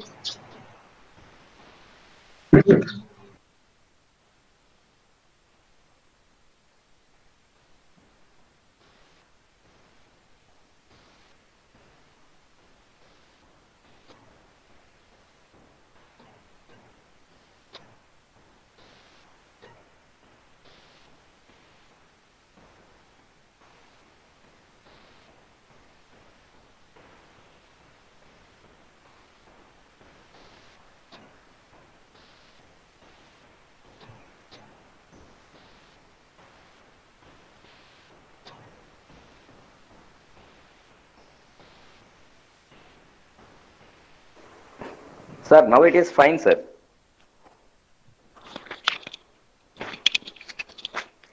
Excuse me, sir. Now it is appearing. Okay, sir. Okay, thank you.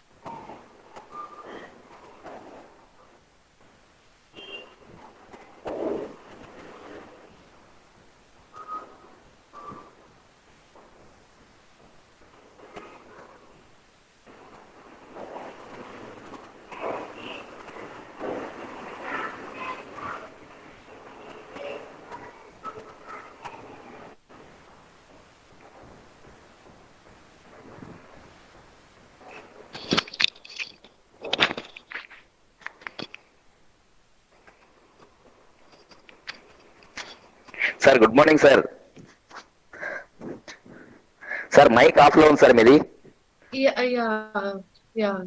No I mean good morning to doctor Subrahmanyam Naidu sir.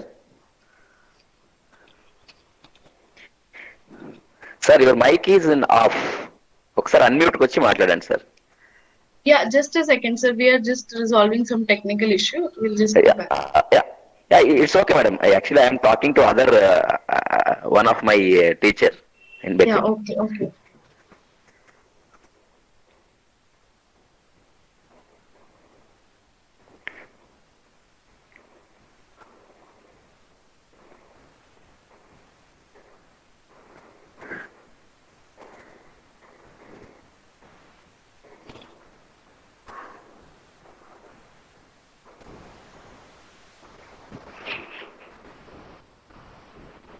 Sir మీది mic off లో ఉంది sir, unmute లో ఉంది, red colour లో. Red colour లో ఉన్నదాన్ని మీరు first the left side red colour లో ఉంటుంది మైక్ సింబల్ తో, అది ఆన్ లో ఉండాలి సార్. అది మీరు ఆన్ చేస్తే వినపడుతుంది sir.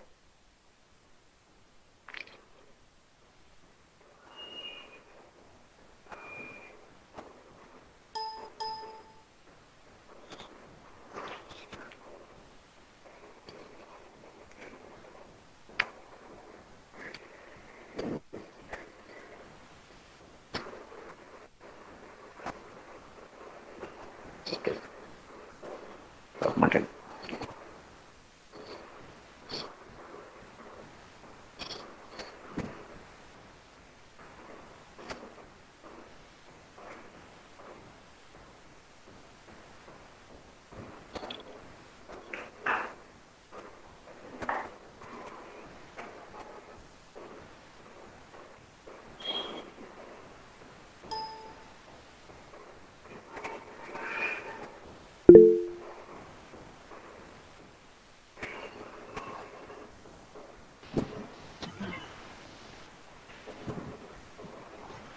Hello? Yes, sir. Now it is perfectly all right, sir. Okay, good. So, whenever you tell, I will start. Today, I think there is no need of introduction of mine. Yes. Yesterday already you have given. Yes. We can save 2 minutes at least. Sure, sir. So we'll start, sir. Are you ready, sir? Yes, I am ready. Okay. Just say one line. Yes, sure, sir. Actually, Dr. Tiwari will take the lead, sir. Okay. Dr. Tiwari garu? Carry on. Sir, good morning. Good morning, Bhaskar. Carry on. Right, sir. Thank you. Right. Sir. All the best.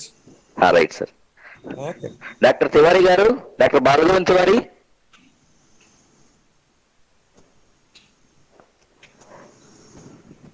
Okay, it's okay then. So, good morning, one and all. So, in these 2 days, we had 2 important talks yesterday, and 2 more important talks has been covered today. So, in this second day, that is talk 5. Again, the former, the beloved director of the RGKT Arke Valley, G. Bhagavan Narayan Garu, he is presenting his talk, that is talk 5,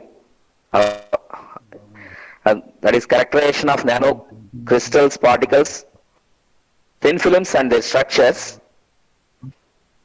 So I request Professor G. Bhagavan Narayan Garu to deliver his lecture. Sir, over to you, sir. Okay, thank you, Mr. Bhaskar Garu. Thank you so much for your short introduction. And again, I would like to thank the organizers and the authorities of the RGKT to give me a chance to grace this great occasion. And it is my privilege to do anything for do something for the RKV branch of RGUKT, because I spent there for I served there for more than 2 years as a director. So it is always a pleasure to do anything from this branch. I'm once again thankful for giving me this opportunity. So yesterday we have discussed about various methods to synthesize the nanocrystallites or particles or thin films and their structures. Today I will try to discuss various characterization techniques to characterize all these varieties of nano structures. And okay, with this little introduction, I would like to start. Okay, yesterday I have spoken about the RGKT, and today I would like to say a few words about National Physical Laboratory, where I served that in this institute for more than 32 years as a scientist, and I superannuated in 2015 as a chief scientist and also as a head of the characterization division, sophisticated analytical characterization division. So I would like to speak a little bit about this. It is a privilege and honor for me to talk about the institutes or labs where I served actually. So this is the front view of the National Physical Laboratory. It is situated in New Delhi, and it is one of the premier and earliest national laboratories set up under the Council of Scientific and Industrial Research. And late Sri Jawaharlal Nehru laid the foundation stone of NPL on 4th January. That means it is even just before the independence actually. So that means our leaders have a great vision about science and technology, and they know without the progress in the science and technology, our country cannot be in progress. So it was, and the foundation stone was laid down by the Deputy Prime Minister Sardar Vallabhbhai Patel, and on 21st January 1950. So the building was formally opened on that day. So, and the first director of NPL was Professor K.S. Krishnan, who was the student of Sir C.P. Rao. Recently, a revision of SI units took place based on the redefinition of the kilogram, meter, ampere, Kelvin, and mole in terms of well-defined, precisely measured basic constant, that is Planck's constant, h, velocity of light c, L, and charge e, Boltzmann constant k, and the Avogadro number n. Otherwise, actually, the old standards of meter and kilogram were based on the platinum rod and platinum iridium alloy cylinder kept in BIPM Paris. So every year we used to go and calibrate our prototype kilograms and this 1 meter length platinum rod. So now there is no such need. It is well defined based on the fundamental constant which can precisely measure in any good laboratory. So this is about the NPL. I will not go into details. So the major activities, one of the major activities of NPL is to establish, maintain, and improve national standards of measurements under Weights and Measures Act 1956 and followed by 1976 Act. This is the only laboratory which is written, whose mandate is written in the Constitution of India.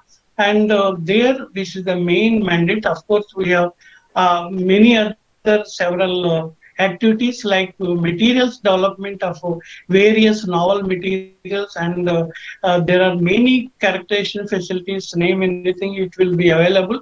And these are not only for the NPL projects, but also they are useful for the outsider also, or any institution or any academic or defense laboratories like that. And there is another interesting thing in this activity, that is planning, preparation, and dissemination of certified reference materials. Suppose you have a sophisticated analytical instrument, so you have to check from time to time. So by taking or purchasing this type of CRMs from NPL, you can check your instruments like that. And the another important activity is radio and atmospheric sciences. In this estimation of a greenhouse and other toxic gases are there. Just a minute. So that is in Antarctic environment studies also is an important activity of this division, radio and atmospheric sciences. And so I would like to just to have some understanding at what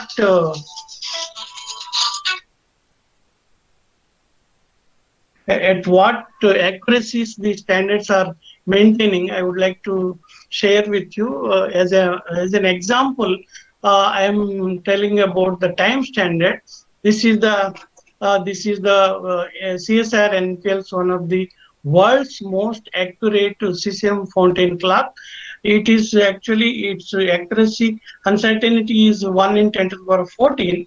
In a simple language, we can say that the clock may lose or gain only 1 second in about 40,000 years. So that is the type of accuracy that the standards are maintaining at NPL. It is based on the transition between the cesium 133 atomic transition between F is equal to 4 and F is equal to 3. So according to this, we can define 1 second as 9,192,631,770 periods of the cesium 133 for a hyperfine transition of F is equal to 3 to F is equal to 4. So the basic principle is explained in the schematic here. So the time signal is actually produced by the solid state microwave oscillator, and its signal is corrected by the atomic reference, that is cesium 133 atomic transition. And if there is any error, it will go to this, and with the feedback mechanism, it will be corrected. And of course, this time also the NPL is used to compare the international NMIs, and such a signal is giving to the country and the world even. So this is the type of accuracy at which the standards are maintaining at National Physical Laboratory. So now we will come to the today's talk of characterization of nanoparticles or crystallites or thin films and their structures. The stringent properties of modern devices emphasize the need of accurate evaluation of composition, including purity or trace elements, crystallographic structure, and crystalline perfection. Nanoparticles or crystallites, thin films, and their structures are to be characterized to get their quality, size, composition, morphology, etc. In view of this, the talk is designed with the following outline. Of course, actually, I have some bias about the students of materials and metallurgical engineering students. So, keeping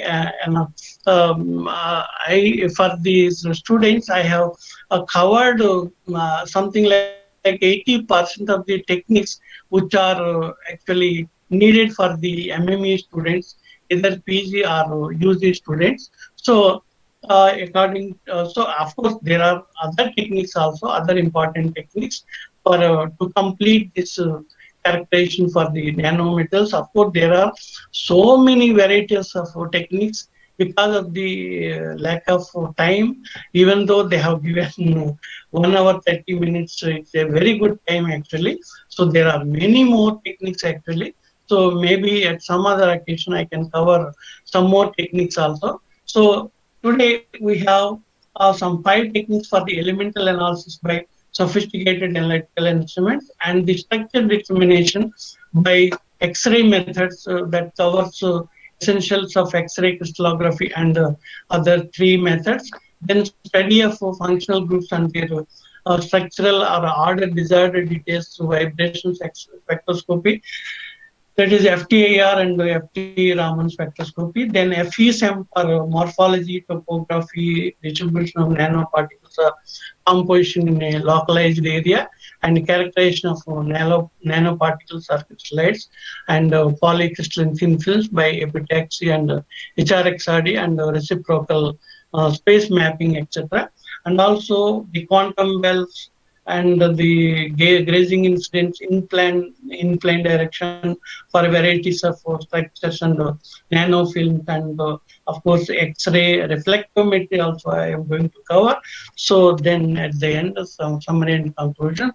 So okay, so the first there are five elemental analysis techniques I would like to cover. So these are having the almost the same basic principle. This underlying principle is as follows. In each element, the atomic structure has a unique electronic configuration, and each electron has a specific orbital or binding energy, and hence the binding energies of the photoelectrons ejected from the energy shells or orbitals, or the radiation that emits from the atoms due to transition of electrons from higher to lower energy orbits, are characteristic or fingerprint of the element from which they are emanated, and thereby one can identify the element. So in case of XRF and EDS, measurement of the energy or wavelength of characteristic radiation is involved.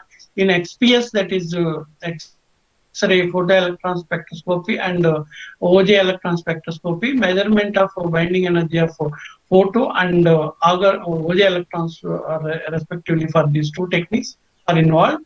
And in the AS, measurement of absorbed characteristic radiation in cold atomic aerosol. So it is either emitting radiation, we are actually dealing with the emitting radiation or electron. Here the absorbing of the characteristic radiation is involved. So the basic law which governs all these things are it is Moseley's law. According to this, square root of the characteristic frequency is proportional to the z minus 1. Z is the atomic number, and C is a constant for a particular series like a K series and other beta series and so on. So therefore, this is the basis for the characterization actually. So now let us come to the first technique, that is X-ray fluorescence spectroscopy. So in the sample, you may have variety of elements, and they will, when we excite this sample, we will get a characteristic radiation from all the elements. So at a time, you will have many characteristic radiations belonging to the different elements present in your sample. So the detector cannot analyze and all these if you are giving all these radiations at a time. So we have to use a analyzing crystal, that is a monochromator crystal. In this, depending upon the Bragg angle and the wavelength of the characteristic radiation, it can diffract only one characteristic radiation at a time. So the detector always get only one characteristic radiation at a time, depending upon the angular position of this analyzing crystal. So by changing the angle of the analyzing crystal, you will get different peaks at different angles or corresponding to different wavelengths or energies. So here, in fact, only one single crystal cannot be used to analyze all the elements present in the periodic table. So we have a set of nine crystals here. Automatically, the instrument will scan the radiations by rotating these crystals one after the another, and the data will be stored in the detector. And finally, the intensity versus the wavelength will give the spectra. Here, what we are measuring actually, angle practically we are measuring, but 2D sine theta is n lambda. So D of this analyzing crystal, theta you have measured experimentally, so lambda you can calculate. So therefore, this is the counts versus the wavelength, or you can convert into the energy also. It is one and the same. So here we have the system. We have the system at NPL at a below tube geometry. This is a special version. The tube is X-ray tube is below the specimen, so that we can characterize not only the solid samples, but also the liquid samples also we can characterize. That is a special advantage of this thing. So when I was there, we procured this thing, so it is working very well. So you can characterize the liquid samples also. For example, this is a typical example of determining the calcium concentration in ppm in water sample. This is a deionized water. This is from a pure water purifier RO, and this is AquaGuard purifier, and this is a simple tap water in the same laboratory. So you can see that you can have different concentrations of calcium, which is also needed for the body. So here we can use this system for a liquid sample, and also it can give a mapping also. For example, here with a silicon wafer, the silicon wafer, which is nearly perfect, but still, just please wait 15 seconds.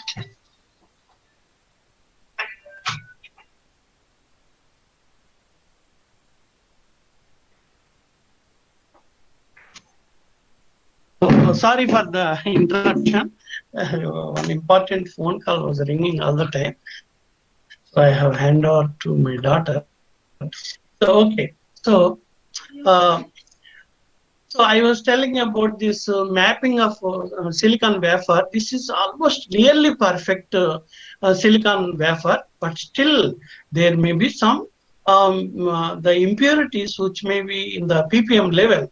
So we can not only identify the elements quantity and also with the quantitative estimates, but also we can have a mapping how they are distributed on the wafer.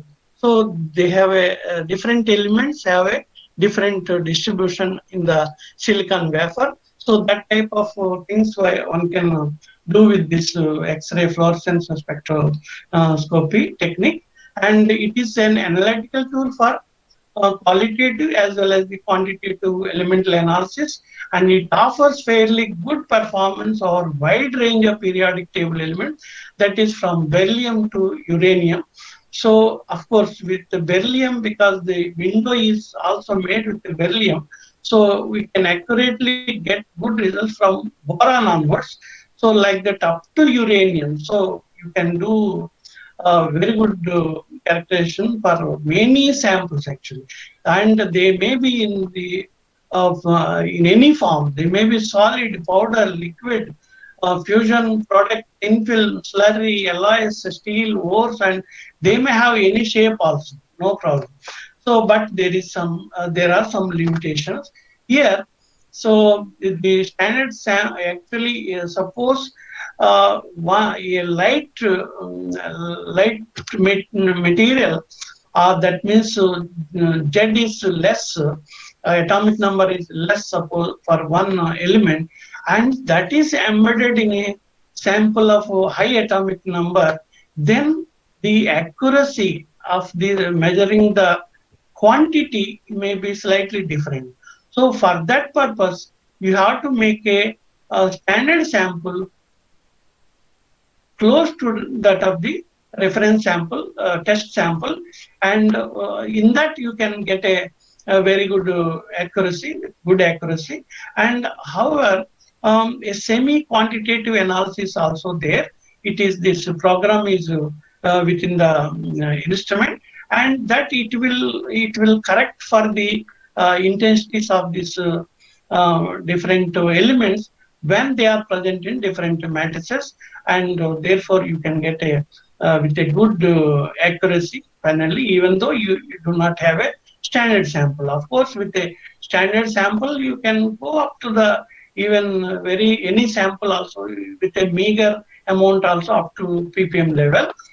Why we cannot study the below boron is because of the fact that this fluorescence radiation is very less for the light elements, whereas but in case of a OJ electron spectroscopy, this is very good for the low atomic elements also. So I will tell you more details in the coming slides about the OJ electron spectroscopy. So this is about the energy dispersive spectroscopy. So the basic principle what you have seen is the same, but only thing is here we are measuring the energy of the characteristic radiation. Here we are also using the SEM electrons. Here we have, suppose you have a FESM, by attaching this EDS facility, you can determine the identify the element, and also you can determine the quantity of those various elements. And we are using the electrons from a SEM gun. So that is the thing actually what we are doing here. So here the sample is bombarded or excited by a electron beam of a SEM instrument, and now because of these excitations we are getting the characteristic X-rays, and this is detected by a solid state lithium doped silicon detector, and each photon depending upon its energy will convert into a charge pulse, and this charge pulse is converted into a voltage pulse, and finally through this amplifiers and all you will get a voltage intensity versus voltage, and the peak position will give you the identity of the element, and the relative intensity of these peaks will give the relative abundance of the elements present in the specimen. So this is actually XRF is a bulk technique. It is a bulk technique because X-ray can penetrate inside the sample to several microns. So it can be used for a bulk technique. Like suppose if you want to know the purity of a gold, this is the best technique. And here one can go up to the if in EDS you can go up to 1 micron.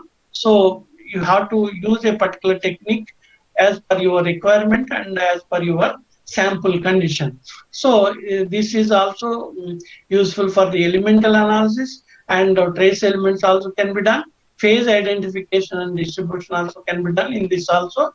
And of course here also there is a limitation for lighter elements. Lighter than carbon cannot be tested by this because the results will not be very accurate, because its sensitivity is only it is around 0.1 weight%. So you have to really know at what percentages. If it is for a trace elements, this may not be very good technique.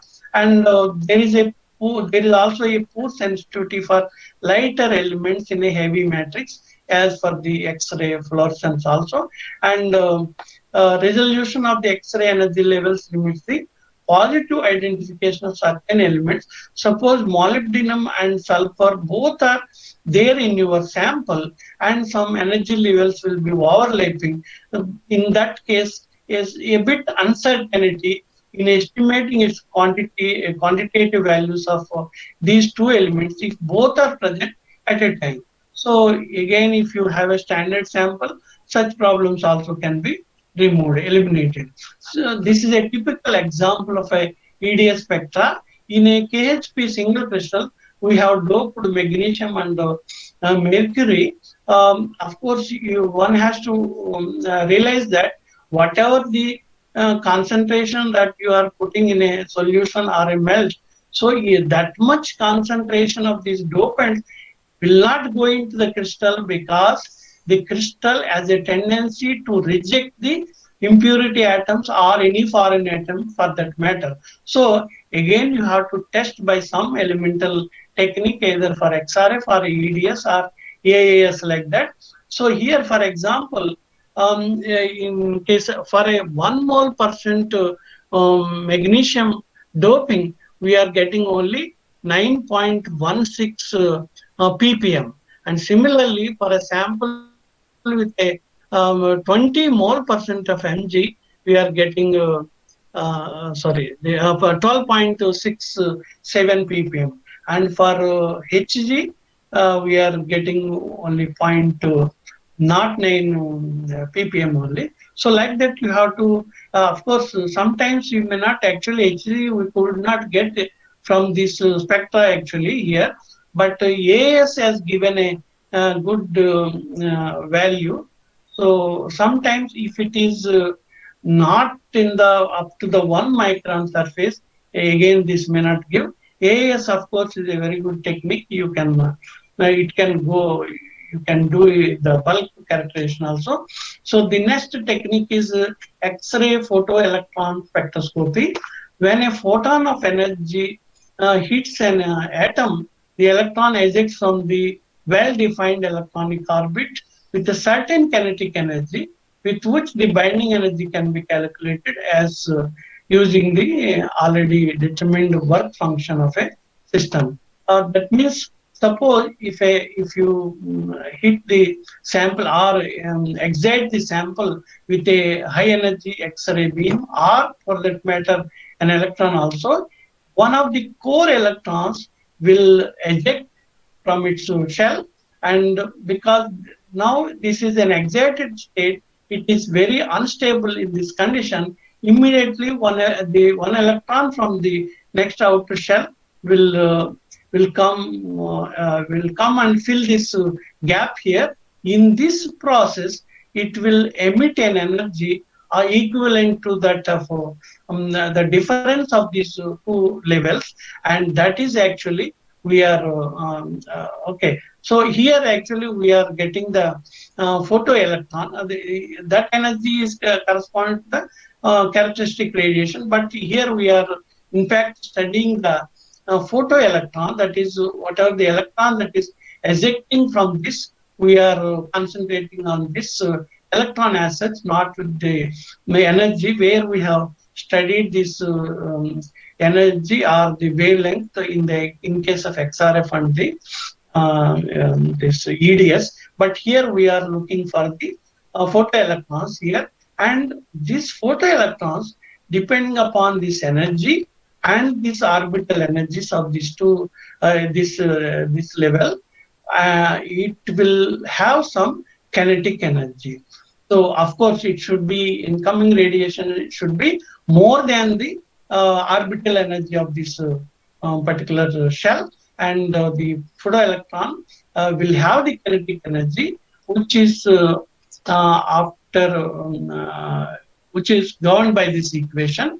This this orbital energy that is equivalent to the h nu, that is the incoming radiation energy, and the E kinetic energy. So what are the kinetic energy with which the electron has emitted or ejected from the atom, that one, and it is a work function of the machine, not the. So if once that is calibrated, you can easily get this EB, that is the orbital energy, and every atom has its own orbital energies for different shells, and therefore this is again the fingerprint of the particular element, and this is the experimental setup here. Here the sample is excited by a soft X-rays, and the photoelectrons are emitting, and these are focused to this concentric hemispherical analyzer. These are the two electrodes. Their shape is hemispherical, and only a few electrons whose energy lies in between a small range, they only come to this other end. Otherwise, they will hit these electrodes and they will not come to this exit slit. And these are going to the electron multiplier, and you can get a this spectrogram, and the intensity, the position will give you the identity of the element, and the relative intensities of these peaks will give the relative abundance of the those elements present in the sample. Excuse me.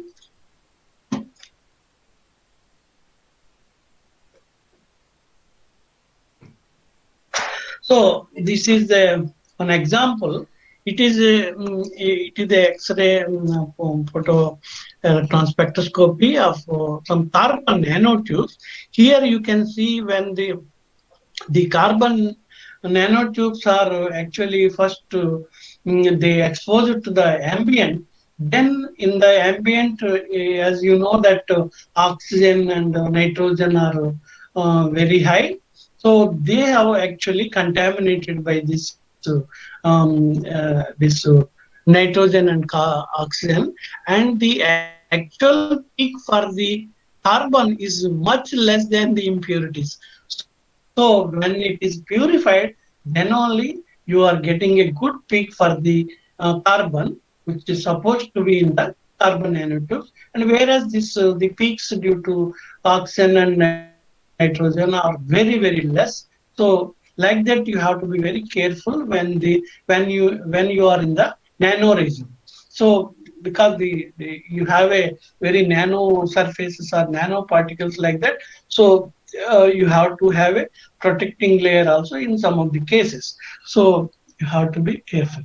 So this is the fourth technique, that is OJ electron spectroscopy. It is a three-state event. Here, from any high energy electron or a photon, you can eject one of the core electrons, and this core electron will be filled by the first outer shell electron, and you will get some characteristic radiation that whose energy is the difference between these two shells, and this energy will be used to eject one electron from the second outer shell.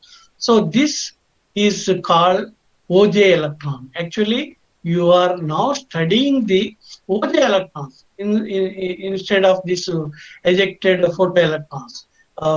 So here, what is the advantage of this? Actually, these electrons also carry some information of the ionic state of the element, what you are studying. So for that purpose, you can use this OJ electron spectroscopy, and these are these are having very small energies. Therefore, they can also use for a very surface. That means mono layers or few layers you can study, like we have learned from the earlier speaker about the LB films like that. So these are this type of this OJ electron spectroscopy is very good for such a thin layer, to characterize the thin layers, right? So the instrument, okay, this experimentally you are studying this, you are measuring the kinetic energy of the OJ electron. From that, you can actually, this is the energy of the core level, and this is the first level, and this is the second outer shell energy. So this will modify if it is if the atom is in a ionic state. So that also you can compare with the standard values for all the specimens, and then are the elements, and then you can not only identify each element along with its quantity, but also you can get the ionic nature, suppose something +1, +2, or -1, -2, and so on. So the instrumentation is like this. Here, the sample is kept here and on the target, and there is an electron gun. The electrons hit the sample, and thereby the the sample elements, different elements are excited, and they will eject the OJ electrons, and they will go. There are some holes here, windows are there.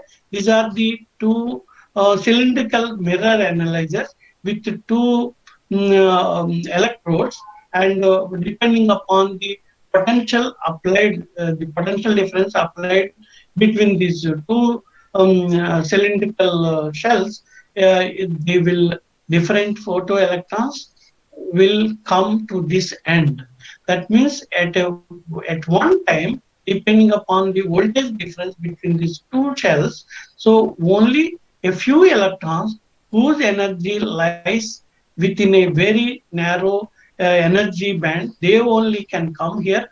Otherwise, others will not reach here. So they are amplified, detected by a electron detector, and the signal will go to the data acquisition system. And here, in addition to the OH electrons, there are many other electrons also. So generally, noise is very high in case of this OJ electron spectra. Therefore, by applying this alternating voltage, that is the sweep voltage, so you can go on chain this, keeping the difference same. You can vary this potential between these two electrodes, and by applying a this oscillating, that is alternating voltage, then you will get a good signal. Actually, you can identify the signal of a particular element what you are going to study with good accuracy. So it often runs in the derivative mode. That we call it as a derivative mode to get the peaks very clearly, so that you can measure this various elements present in the sample. So this is a typical example of a AES imaging. By using one ion source, that is ion gun, you can etch the different layers. You can etch the layers, layer by layer you can etch, and then you can have a depth profiling also with this technique. For example, in case of this, it is an example of again carbon nanotubes, carbon fibers actually. So here you can see on the surface some of the oxide layers etc. are there, like oxygen and nitrogen, like that. So they are contaminated.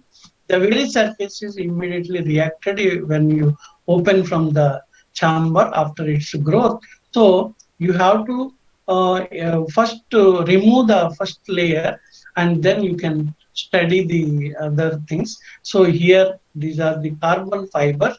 You can see pictorially also. This is from this is a AS imaging actually. You can scan the sample, and you can get the various elements present at different depths. This is the intensity versus OJ electrons versus the sputtering time. So when the sputtering time is less, means we are at the surface only. When the time goes, you are going deeper and deeper. So at the very surface, you have many impurities, but at when you are going inside, you that means just after one or two layers, you are getting the only one signal, that is almost the carbon is the main thing, because carbon fiber is supposed to have a carbon element only, and this will be very less inside this sample. So like that you can do the characterization of these elements, not only the elements but also the very nano films also one can characterize with this technique. And this is the other technique, that is AAS, that is atomic absorption spectroscopy. So here it is again a bulk technique, and the energy levels of atoms in their atomized state are quantized and unique for each element. So when the frequency of the incoming radiation matches with the characteristic frequency of an atom, the atom in its ground state absorbs the radiation, and thereby the element is identified. So you see how this absorption factor you can get. Actually, suppose you have to take this this atomic aerosol. That means they should be in the atomic state and they should be at a very low temperature. So cold condition it should be. Then when you are passing a light of white radiation, and you will get some absorption lines, that is dark lines, because the absorption when once the absorption takes place, it will also emit after emits, but they will emit in all the directions. Therefore, in this direction, the intensity is very less, and it is as good as no intensity. So therefore, you are getting a dark lines on a white background. So that is the how you can get the absorption. The theory is like this. So in this manner, light of characteristic frequency of the concerned element is passed through the atomic aerosol of the sample, wherein the atoms absorb the frequency. As per the Lambert and Beer's law, IT is equal to I0 e to the power of minus alpha LC, where here I0 and IT are the incident and transmitted light, and alpha is the absorption coefficient, L is the path length of the radiation along which it is has passed through the sample, and C is the concentration of the atoms in the solution, like that. So the absorption you can get by taking a log for IT by I0, and it is equivalent to minus alpha LC. So more the concentration and lesser the transmission, and like that you will get a minus sign. It is only a notation. So the working is as follows. Actually, the important component of this AS is the atomizer, or a nebulizer also you can call. So it consists of two coaxial tubes. From the inner tube, the sample in the solution form is actually passed through this inner tube, and from the outer tube, a mixture of acetylene and air will pass with a high pressure. So, because of the friction of this atomic solution, they will first form into a mist, and because of the acetylene fuel, it will burn. And now, then a characteristic radiation passes through this sample aerosol, and some of the characteristic wavelengths or the waves will be absorbed by this sample in its means atomic form, and then you will get some, of course, will go transmit, and some will be absorbed. We call it as a percentage of transmission, and the detector can determine the percentage of transmissions. So from this absorption coefficient alpha, it is very important that you can measure, and also actually finally you can get the concentration. Here the important thing is, suppose you have a few elements, each element needs a one this is called hollow cathode tube. Yes, and if because it should give a characteristic frequency of the same element which are going to test. You should have a variety of this hollow cathode tubes, and at NPL of with our system we have some 67 elements are there. HCLs, that is hollow cathode lamps, are there.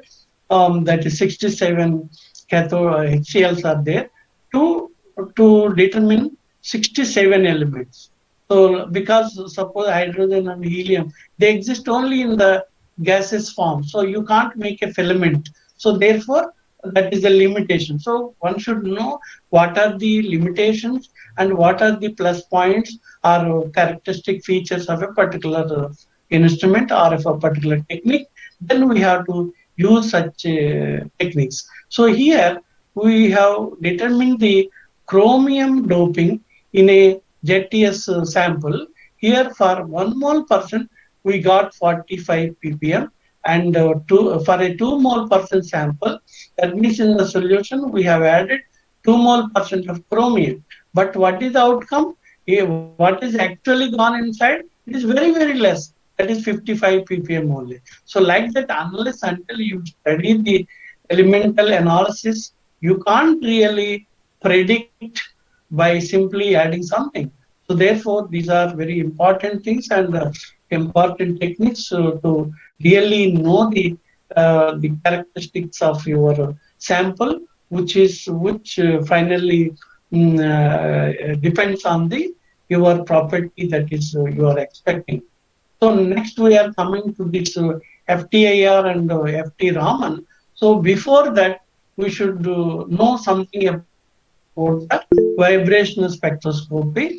You see, in a molecule, so in addition to this specific energy levels, you will also have rotational, vibrational, and vibranic. That is a combined vibrational and electronic energies. That means you see in a molecule there are some atoms, right? Suppose there is a triatomic molecule like here. So these atoms are not stable. They will go on vibrate, and these are also they rotate.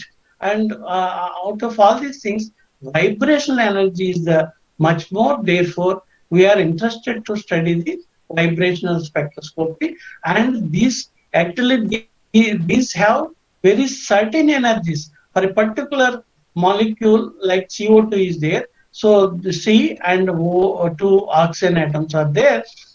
They have a particular vibrational energies. So depending, and it is a fingerprint of that molecule.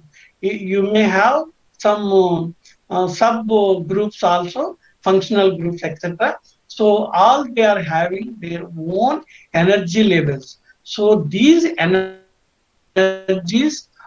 are very close to each other because there are variety of vibrations for these atoms are there. I will tell you, and these energies fall very close to the infrared region. So therefore, infrared radiation is very useful in the vibration spectroscopy.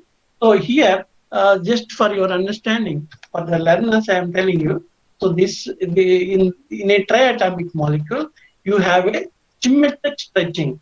So both the atoms are stretched with the same length, and they may come back. They may go and come back equally with equal distances. That is called symmetric stretching. Here, this is asymmetric stretching. One is coming close to the central atom, and another is going the opposite way. So that is called asymmetric stretching. Here, this is in plane scissoring. So these two atoms, they are moving like a scissor. And here, this is in plane rocking. So both are, without changing its angle, both are actually moving like this. And here, there is a out of plane staggering. So the angle is same, but these are moving like this. And similarly, out of plane twisting. You can have a twisting like this. So there are such varieties of vibrations are there, and each vibration is a characteristic of some energy, and that is fixed for a particular molecule. So if we identify the absorption of a particular energy band, we can identify the molecule or its functional groups. So there may be actually IR spectroscopy is very sensitive for the asymmetric molecules. Here, for example, the oxygen has a more electronegativity, so more negative charge on this oxygen atom, and positive charge on a carbon atom. So it has a this dipole movement. It has a dipole movement. So by changing its according to the vibration, there will be a change in the dipole movement. That is actually sensible for the infrared radiation. Suppose there are symmetric molecules like this, alkenes and alkynes, then there is no net change in the dipole moment. So, but there is a overall change in the polarization that also will change according to. So that is all the symmetric molecules may be can be identified by Raman spectroscopy. I will give you more examples and I will explain you more. So this is about the FT, that is Fourier transform infrared spectroscopy. The vibrational energy in wave number may be written as nu is equal to 1 by 2 pi c into square root of k by nu. What is k? This is the energy depends on the bond strength of the chemical bonds actually, and nu is the effective mass of the two bonded atoms, and c is the speed of light. So how it works actually, in IR radiation from a Glober and Mercury vapor lamps, actually both this type of vapor lamps are here as a source and is exposed to the IR radiation for the sample, and part of it is absorbed and the rest transmitted through. So the IR spectra is obtained as percentage of transmission or percentage of absorption versus the wave number. That means IR wavelength. So you have to make this sample in a KBR pellet form, and this sample and KBR ratio should be 1:100. So in you have to use such samples. So here I will tell you how it works actually. In this there are two mirrors. This is a fixed mirror and this is a moving mirror here. And when the light is coming from the source through a filter, so there is a beam splitter also. It will reflect 50% and transmit another 50%. So here actually this the here reflected light has gone to the fixed mirror and it will come back automatically. And similarly, it will also reflect from the transmitted beam will be reflected from the moving mirror. It will come back, and both are combined here to give an interference pattern. So, and this such an interference pattern will go through the specimen and finally to the detector. So when depending upon this IR wavelength or frequency, if it is matches with the characteristic radiation of that vibrational bands, it will absorb. At least a percentage of absorption takes place, and the rest of this thing will come as a percentage transmission to the detector. So by knowing this spectra, this is the absorption spectra. For example, it is for a ZTS crystal. So you can get various bands. You see here, it is not like atomic energy spectrum. The bands are very broad here. Why it is? Because we have seen that there are many varieties of vibrational energies are there, which are very close to each other. Therefore, they are mixed. They are mixed, and you will get a broad absorption band. We never call it as a line. We call it as a absorption band or a transmission band like that. So it not only gives such a important absorption bands. For example, here in a ZTS carbon oxide bond is there, so it will give a absorption band like this. And this is a urea doped ZTS crystal. This absorption spectra is from this actually. And here, what has happened actually, the same C and O are there in the host lattice also.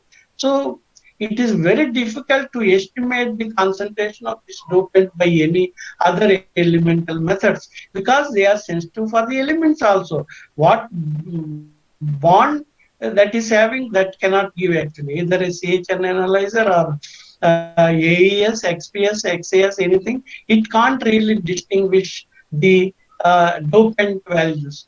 Through this double bond of the carbon and oxygen available in the urea dopant, we could able to get this bond through this IR spectrum, and you can see that here at low values there is no band, and here they are prompt actually, and that promptness depends upon the value of the amount of dopant. So like that you can get all the information including the dopants from this FTIR. So sorry, I have forgotten to tell the experimental details. Here, as I told you, one is the fixed mirror and another is the moving mirror. So experimentally, what you have to do, this will go on move, and that movement in 1 second it will move up to 1 centimeter, and in this 1 centimeter movement the detector will take 1000 data points. So therefore these data points are stored first and then Fourier transform, and you will get the absorption spectra in a real sense. And of course you have to take the background also. Without the sample also you have to first run the ratio of the absorption spectra with sample and without sample will give the actual absorption spectra. So what is the physical meaning of this Fourier transformation? Many people do not know about this, particularly the young researchers. I would like to tell the physical meaning of Fourier transformation. So here a detector is there. We have a detector. What it can detect? It can detect a oscillating radiation also, and the output will be the in the form of a oscillation energy. So when one frequency is there, it will give the exact replica as for the incident radiation. But here you have a interference pattern, and you are getting because here in this case to reduce the time, at a time you are exposing the sample with all that white radiation. That means all wavelengths in the infrared region that is coming from the lamps. So Glober and Mercury lamps both are there to give the complete IR wavelengths. So you are at a time exposing the sample, and therefore you have naturally more than one frequency.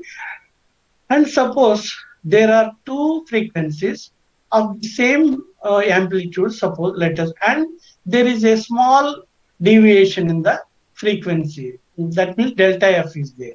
So when they are combining, you see here they are almost in phase, they will add it up.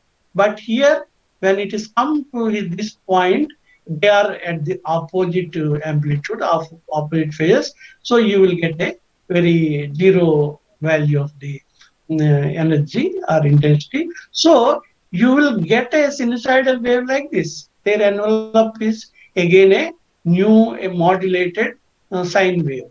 So this is called beat frequency, and suppose lesser the difference of the frequency, and lesser the frequency of the beat frequency. Suppose there are 6 wavelengths are combinedly going into the detector, it will like this. So now how to get back the actual spectrum? That is our this thing. So using the Fourier transformation. Now in this case, in the simpler case of adding 2 wavelengths, you are getting this spectra, okay, the interference pattern, and it has some envelope like this.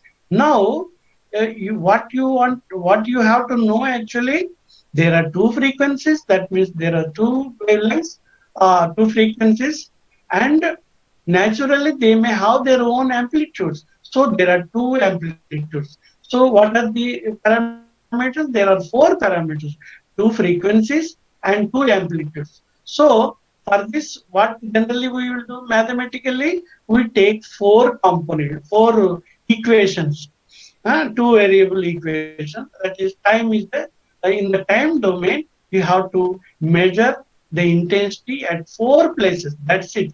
So that is what the detector is doing. And after this Fourier transformation, that means by solving this 4 equation, we are getting the 4 parameters. That is 2 frequencies and their amplitudes. Of course, for the simplicity, we have taken their amplitude as the same. Here also we got the same frequency. Of course, these may not be very line, so these becomes a bands. What we have seen here, and you will get the absorption or a transmission spectra like this. Now, this another technique is a FT Raman. Here, the phenomena of inelastic scattering of light by a substance with different frequency from that of the incident frequency is known as the Raman scattering or Raman effect.